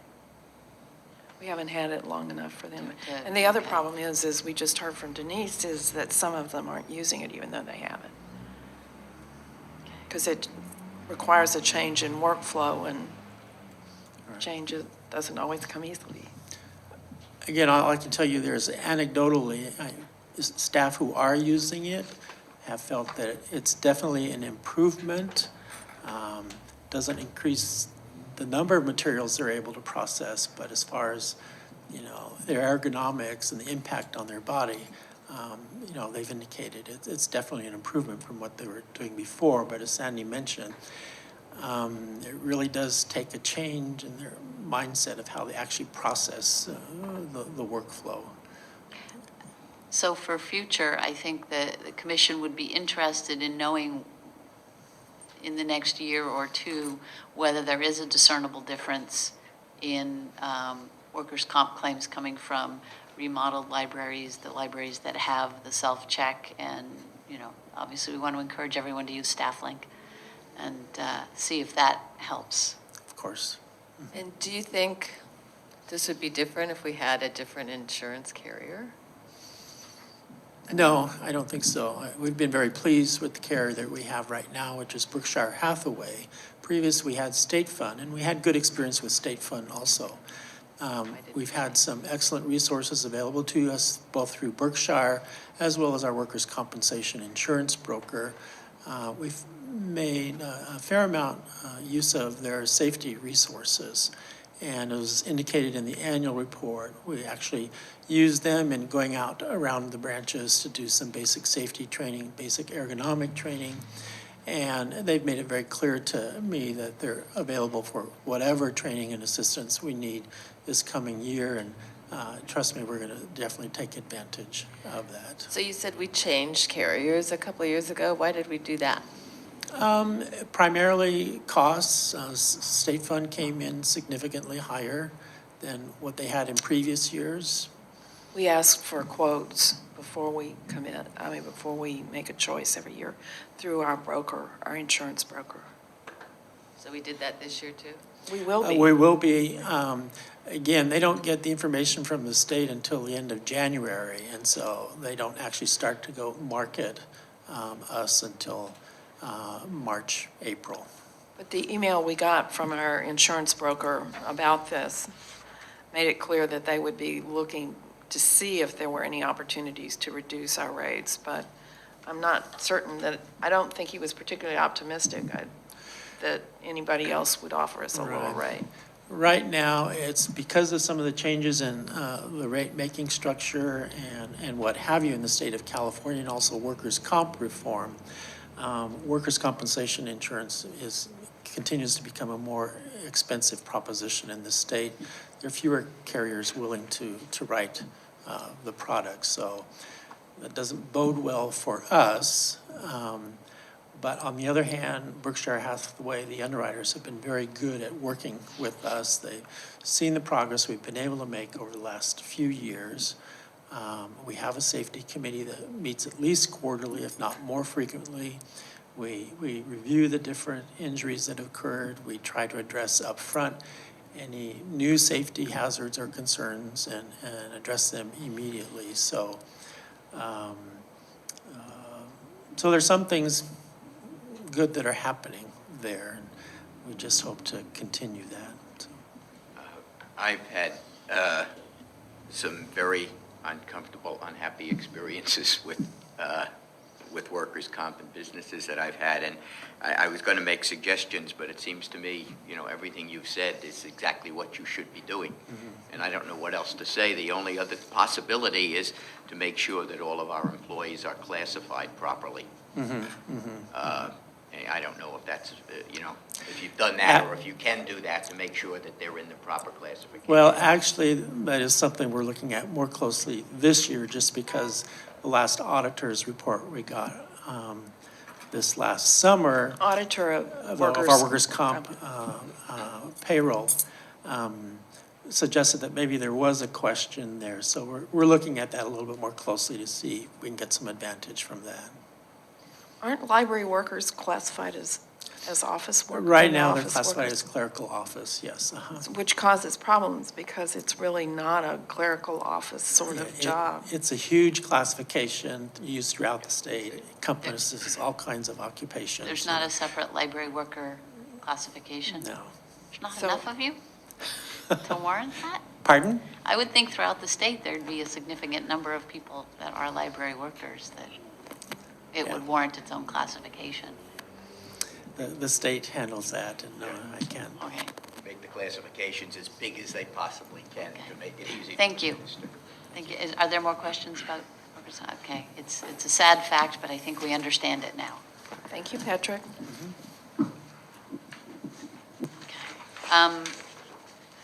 I had a few more, just some clarifications I wanted, but are there more questions people have on the budget?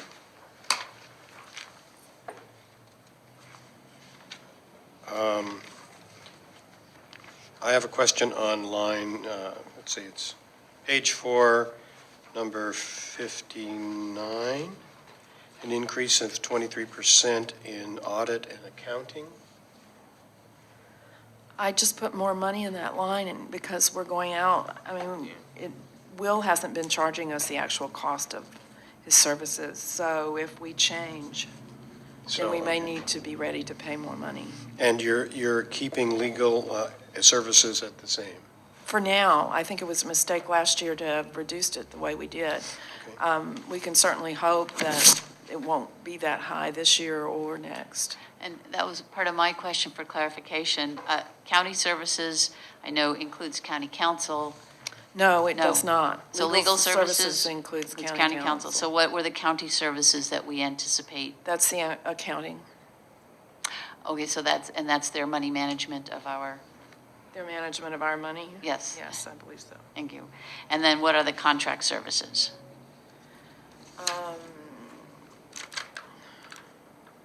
going to look, let's see, what number is that? Oh, I'm sorry, 6540.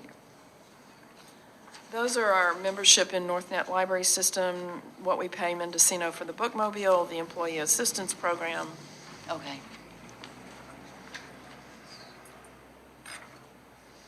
And we are leaving our materials budget the same as?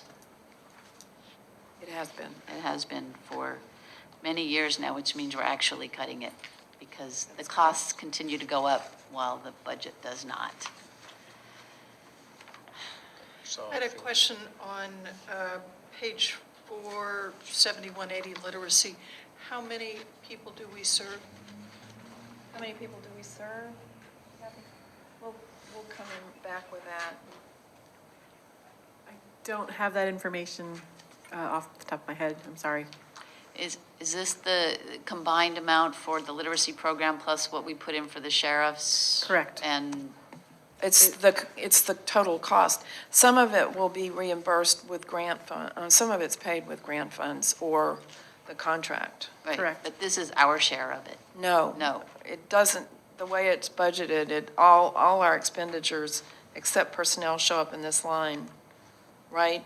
And then she makes a personnel adjustment. I believe that's correct, yes. And of the 4 or 5 different programs that we offer, I don't have off the top of my head. Last year, we did do an extensive report for you that broke that down by year. Unfortunately, I don't have that information right now. If you would like, we can prepare a similar report.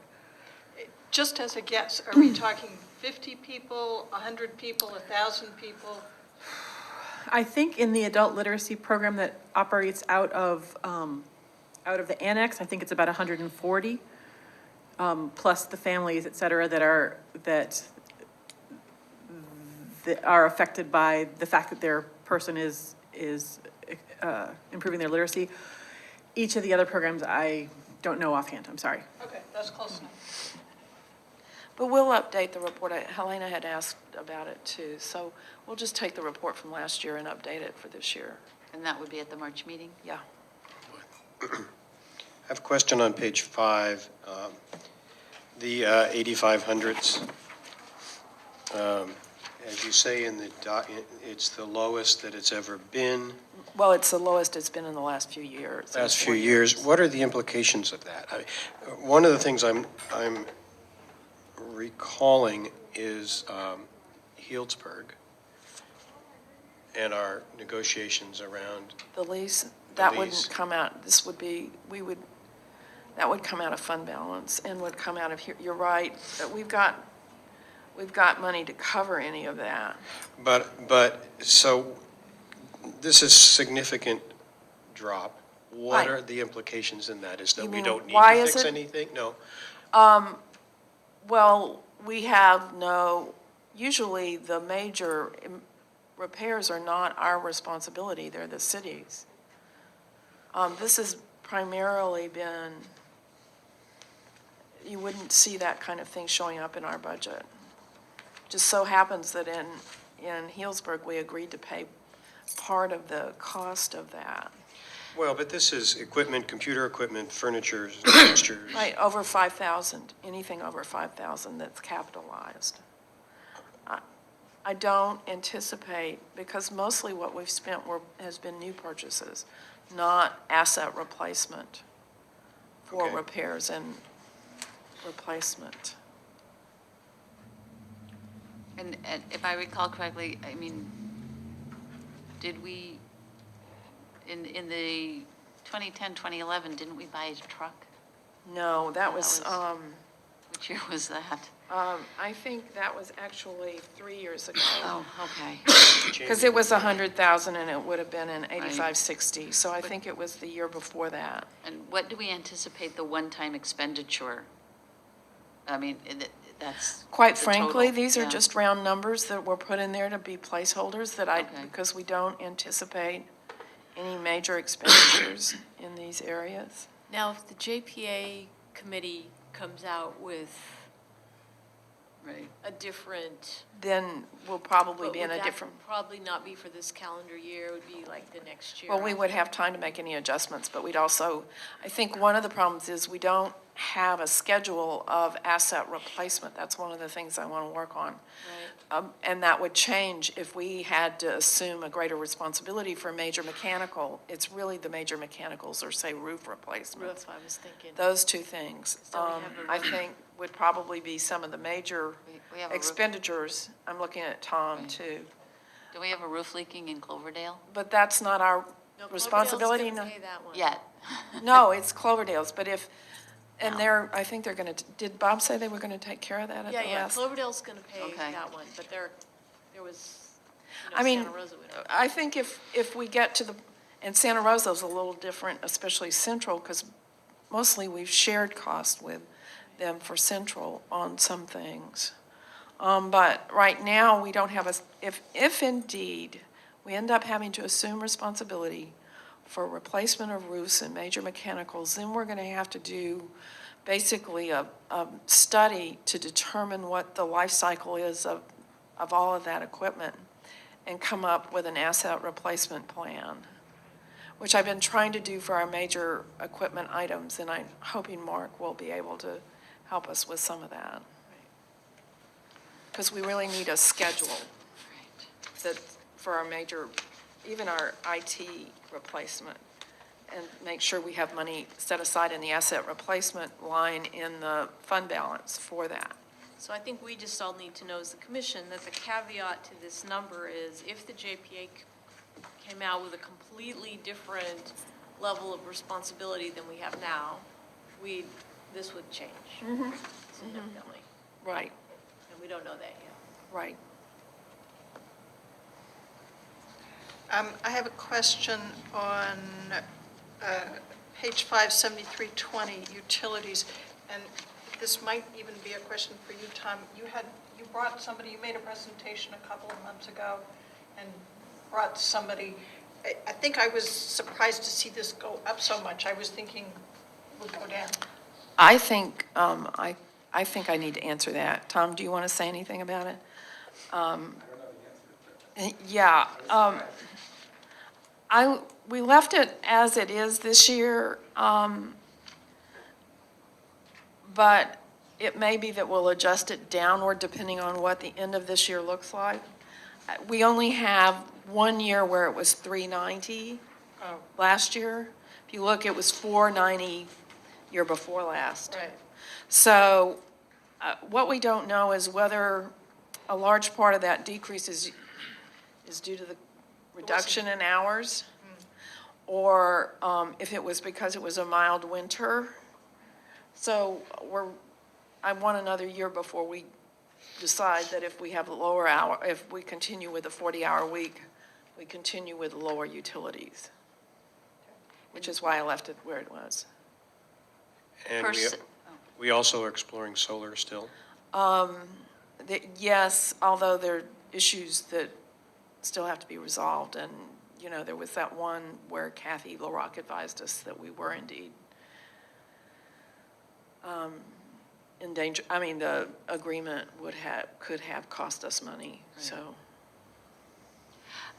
I would be interested in terms of our utilities. I remember seeing a chart that sort of broke out various expenses amongst the branches in just a very rudimentary way, but for Healdsburg, we pay a much larger percentage for utilities. That's primarily the water. Okay. What you'll see, it's been really instructive to be the one who's signing off on all our bills since Luis has been gone.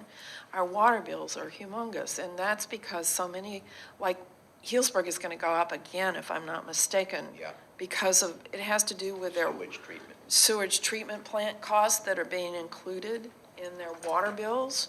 Okay. So that's why Healdsburg's so much higher. They have much higher water bills, but I'm pretty amazed at how much we pay for water, as well as electricity. It might be helpful if we can just, if it's not too much trouble, to see where the utilities are being spent and at which branches.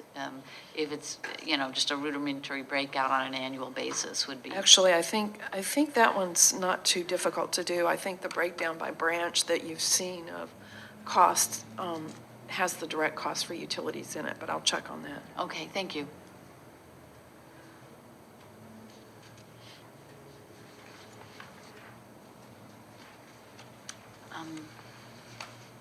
Are there additional questions, discussions regarding the preliminary budget?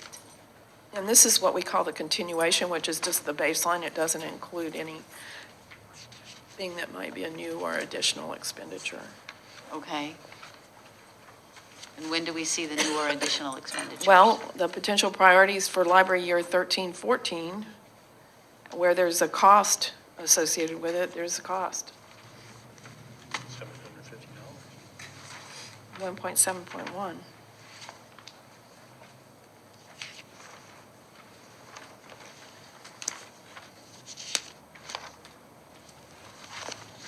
Okay, maybe we want to move on then to 1.7. Find that piece of paper.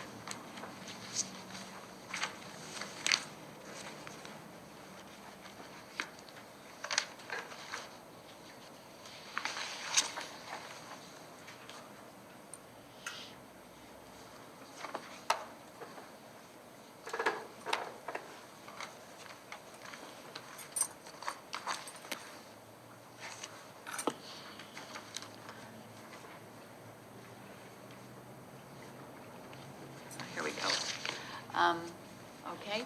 Did you want to highlight anything or walk us through anything? Or Yeah, should let we me- just start peppering you with questions? Actually, I'd like to walk you through some things, and also on Thursday, when we were looking at this in the management team wants to recommend adding a new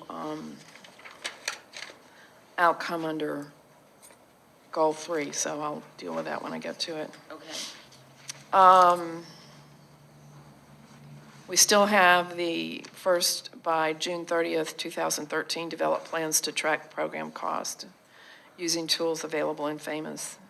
And then we have a date in there of February 28th, 2014 about developing recommendations for implementing a financial management system for the library. So that's for next year, what we would hope to do.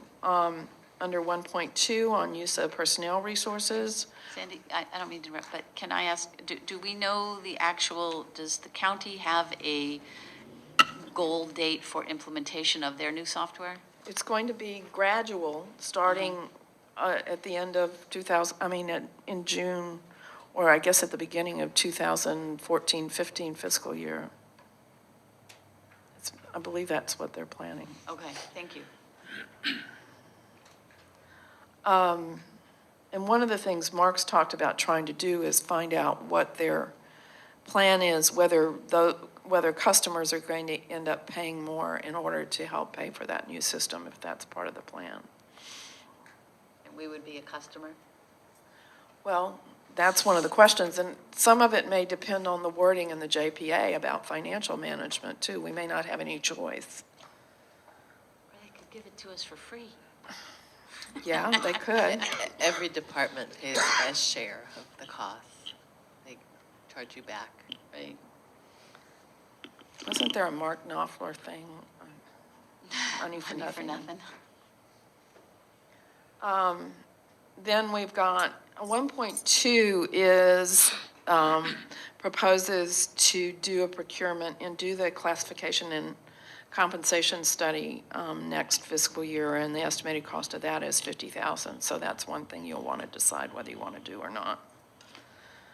So this procurement process that you referred to, is that Elisa's position? No, that would be, I'm going to do the, I've been getting sample RFPs from other libraries in other counties. Our county didn't have any. So it's a pay and classification study, this 1.2.1. 1.2.1 is to do the RFP, and then the second part is to actually do it. And that's simply the best guess right now of how much that would cost. This is not something that can be done in-house? No. Requires outside expertise. Definitely not. Staggering. Was there a classification and pay study done a few years ago? There was a classification study, but it wasn't really a pay study. And it didn't look at options for new staffing models. It simply codified the current one. And one of the things to do is to look at whether we restructure our library technicians so we have more career ladders in that non-professional classes and things like that.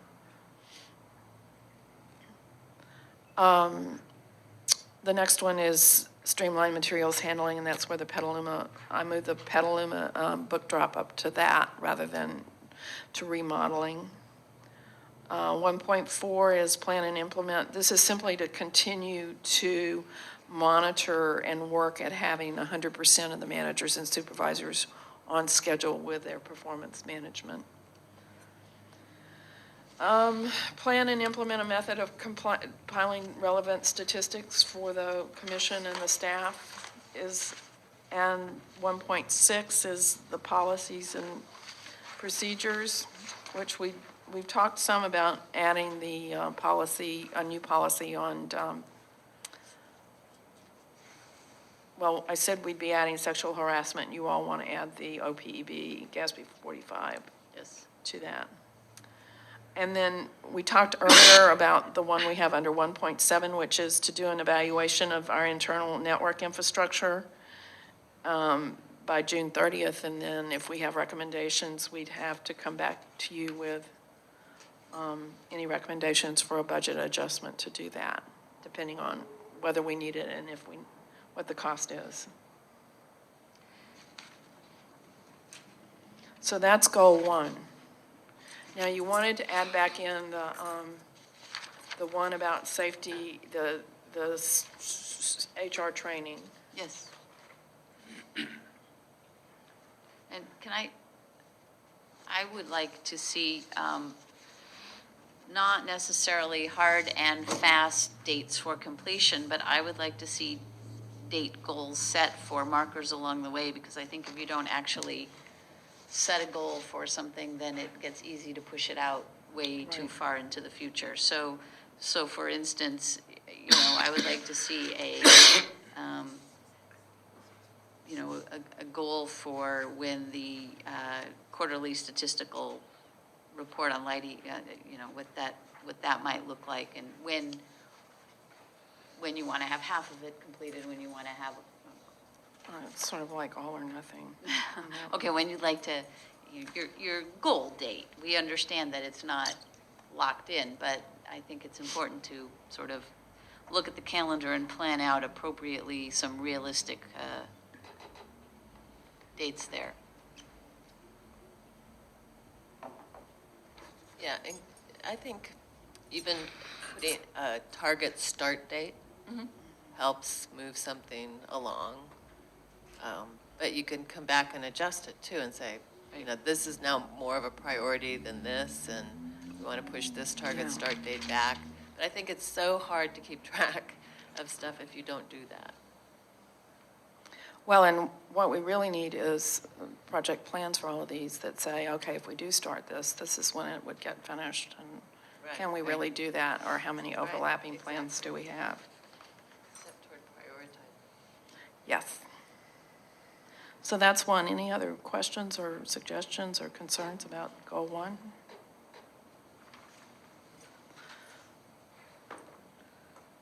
Goal 2 has to do with improving our public catalog, and that's primarily the evaluation and any recommendations about fulfillment and evergreen, which you heard about this morning. And then 2.2 is the digital branch. So those are both things you heard about this morning. And basically, they're by the end of June to have decisions on go or no-go that we would report to you on those. And there is a cost associated that we talked about earlier with the digital branch. And one of the questions would be, would you entertain looking at using some of the special revenue funds, some of the endowments that have simply been for library services to use to do that?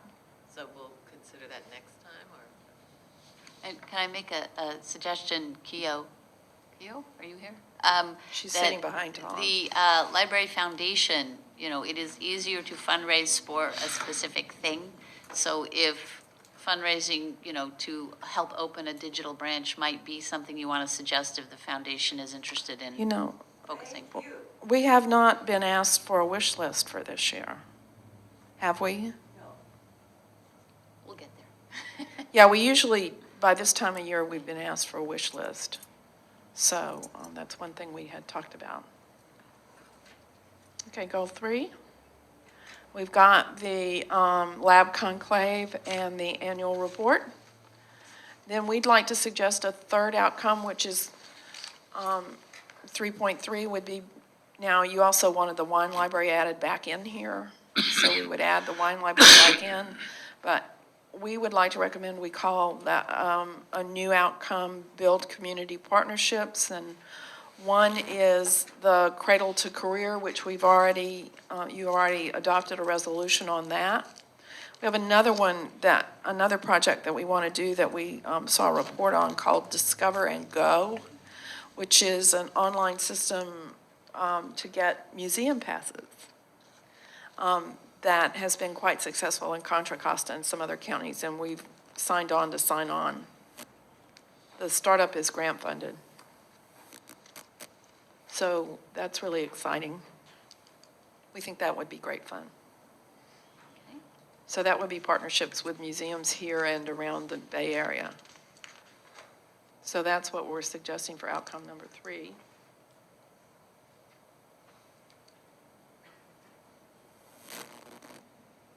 goal number 3, I mean. And then goal 4 recommends a strategic planning process where we'd go through procurement, and I'm estimating that could cost as much as $50,000. If you have a really in-depth information gathering, public meetings, data gathering component, and include public opinion research. Do we want to start that process before the JPA is? Well, I think that's a big out? question. It's going to take a year and a half to do this. So one of the questions in my mind is do you do all the information gathering and have sort of the set of decisions that need to be made? I think that we should go forward with that because even if there's some changes in the JPA, the library still needs to have a strategic plan for the next 5 to 10 years. So I would say go ahead and come up with the plan, definitely, and it can be tweaked if it needs to be. Well, but it and takes a while to get some of those things in place. Yeah, to it would do take a good while job. to do the information gathering. And I think it would be really, really helpful, given the JRAC's discussions about priorities, if we had both the public opinion research and the data on issues like demographics and unserved areas and all of those things, which would drive some of the, decision-making on all those things that have been thrown out are really important. What does everybody else think? You mean whether or not we have a? Whether we should go forward with that? I think so. Yeah. I mean, I don't know how much detail we want to get into or how much time we want to spend on it, but I think it's certainly something that ought to be in there. My concern was picking a firm and committing them to the type of data gathering, and then if Then they having it be- reconstitute the commission, if they want to go in a different direction, we've committed money that basically kind of goes down the drain. Well, that's what I'm saying. I think the information would be very helpful for a new. No matter who. Okay. Yeah, in fact, I think it would be essential. Otherwise, you get this sort of brainstorming without any real hard data and factual information. What is the JPA timetable? Well, are you talking about the one Mike McGuire has in his head or the realistic one? The realistic one. It might not be in our lifetime. No, actually, I think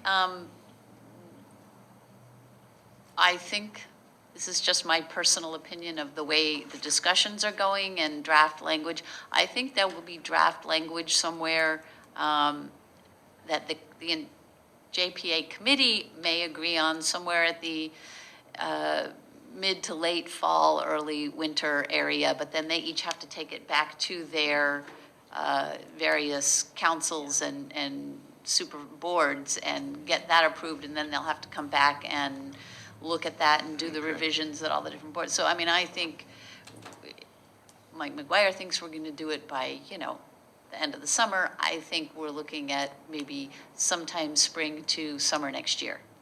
Right, so that being Is said. that, but you've been there, is that realistic to you? Well, I don't know how long I think it takes them a while to get through discussion of a topic, so Right. you could well be right. But they could come up with some recommendations this summer and then go back to their people. Right, and that's right. come back. But Mid-fall. But even so, if they wait until next year sometime, I think we still need to move forward with this. Okay, that makes sense. I guess the only thing here is the spending $50,000 to bring a consultant in might be just premature.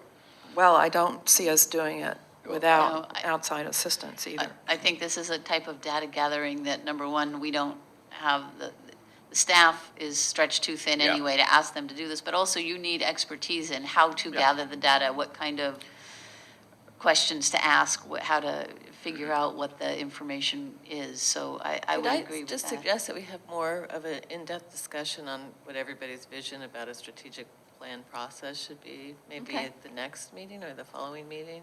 Sure. Because I think we may not all be on the same. Everybody has a Yeah. process Right. in their head. And I guess if the focus, and maybe we break it into phase 1 and phase 2, with phase 1, the focus being data gathering, and phase 2 being taking that data and then making directional decisions. And if the view is that regardless of any JPA changes or reconstitution of this committee or anything else, the data is the data, and we need professional assistance in gathering it, then that seems like one part. And then if now we make decisions that would drive our future behavior and investments and actions, and, you know, and that very well may be dependent on changes coming out of the JPA, both in terms of who all's represented here, as well as future financial obligations that we need to take on, you know, then that's kind of phase two, which probably should wait until, if there's gonna, you know, an impending change to you know, to be reflected here. But if phase one is data gathering and that is independent and not gonna vary dependent on the JPA, then let's, you know, move forward on that piece, and maybe we can define it in a more limited way so it's less costly, because we focus on phase one, which is more about the upfront piece. Suggestion. And I think it's important, too, that the last few years have been dealing with here and now, and I think it's important for us to start focusing on the future and where we're going, number one. And number two, I think we as a commission need to keep operating as if we are the commission for the library until there is a change. Right. And this is what I think is right for us to do at this point. You know, it occurs to me that that first year in 2006, after I got here, we did a lot of sort of management assessments and looking at you know, where we were and where there were gaps, like in facilities and certain personnel issues and all of that, and some communications issues.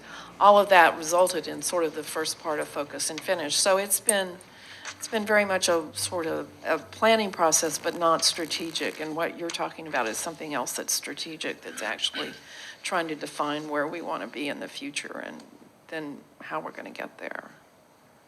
But I think what's interesting is that strategic plan from the early 2000, from about 2000, the goals are very much not anything different from what we've been doing here recently and what we're talking about, that one. And that's not very strategic. Okay. I can't remember what I was going to say. But I think breaking it into phases is a good idea. So those are the, so we'll need some direction on what you want more information on. Let's see. Oh, I know what it was.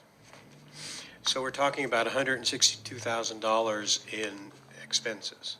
Right, all of them One-time one time. expenses. If we break out and do just the first part of the planning process, it might be about half, say you might start with 25 to 30,000. And we've already spoken about the fact of the 62 coming from the special funds. Special revenue funds. Special revenue funds. The 75, any proposals of where that might come Well, I from? think your planning money might justifiably be from there, but I'm not sure about a classification and pay study. It's 50 for the pay study, 25 for the strategic plan phase one. That's And 75. 62.8. And 62 for the digital branch. 62.8 of the digital branch. So you're saying that perhaps the strategic plan might also come out of the special revenue It funds? certainly is focused on the improvement of library services. So then it's a question of finding $50,000 somewhere. Or using, you know, whether you want to use fund balance, unassigned fund balance for that. Okay, I just want to be clear. So we can talk about this more next time. Yeah. But, you know, if you say absolutely not, we don't want to do that, then I won't work on it. I think they're all important projects.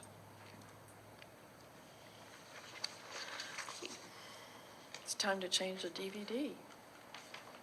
Public comment. Okay, well, first, yeah, is there public comment on the focus and finish priorities for the upcoming year? And the budget, we didn't really. And the budget, preliminary budget for the upcoming year.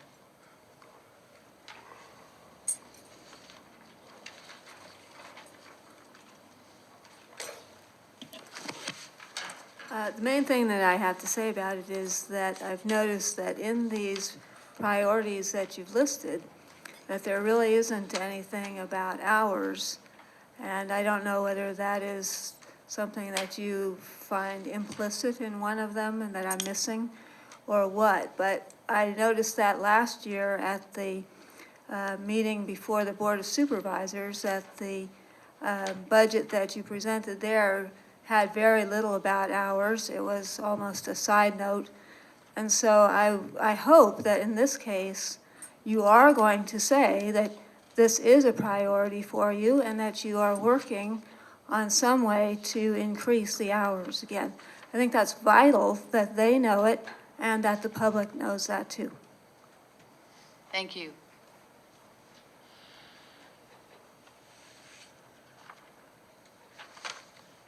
And I would just like to say that in my mind, implicit in the request to know what it would take to bring staffing for current hours up to adequate is, that needs to be done. That is the first step to adding hours. And so we can't add hours at this point without crushing our staff. So I think that, to me, it's a two-step process. First, you bring staffing up to adequate for current hour levels, and then you look at adding hours. And so I view it as moving forward towards that direction, but that's just the way I'm seeing it. All right. You were going to take a little break so Yes, we're going to take a break now for 5 minutes while they switch out, and then we'll go to our regularly scheduled meeting.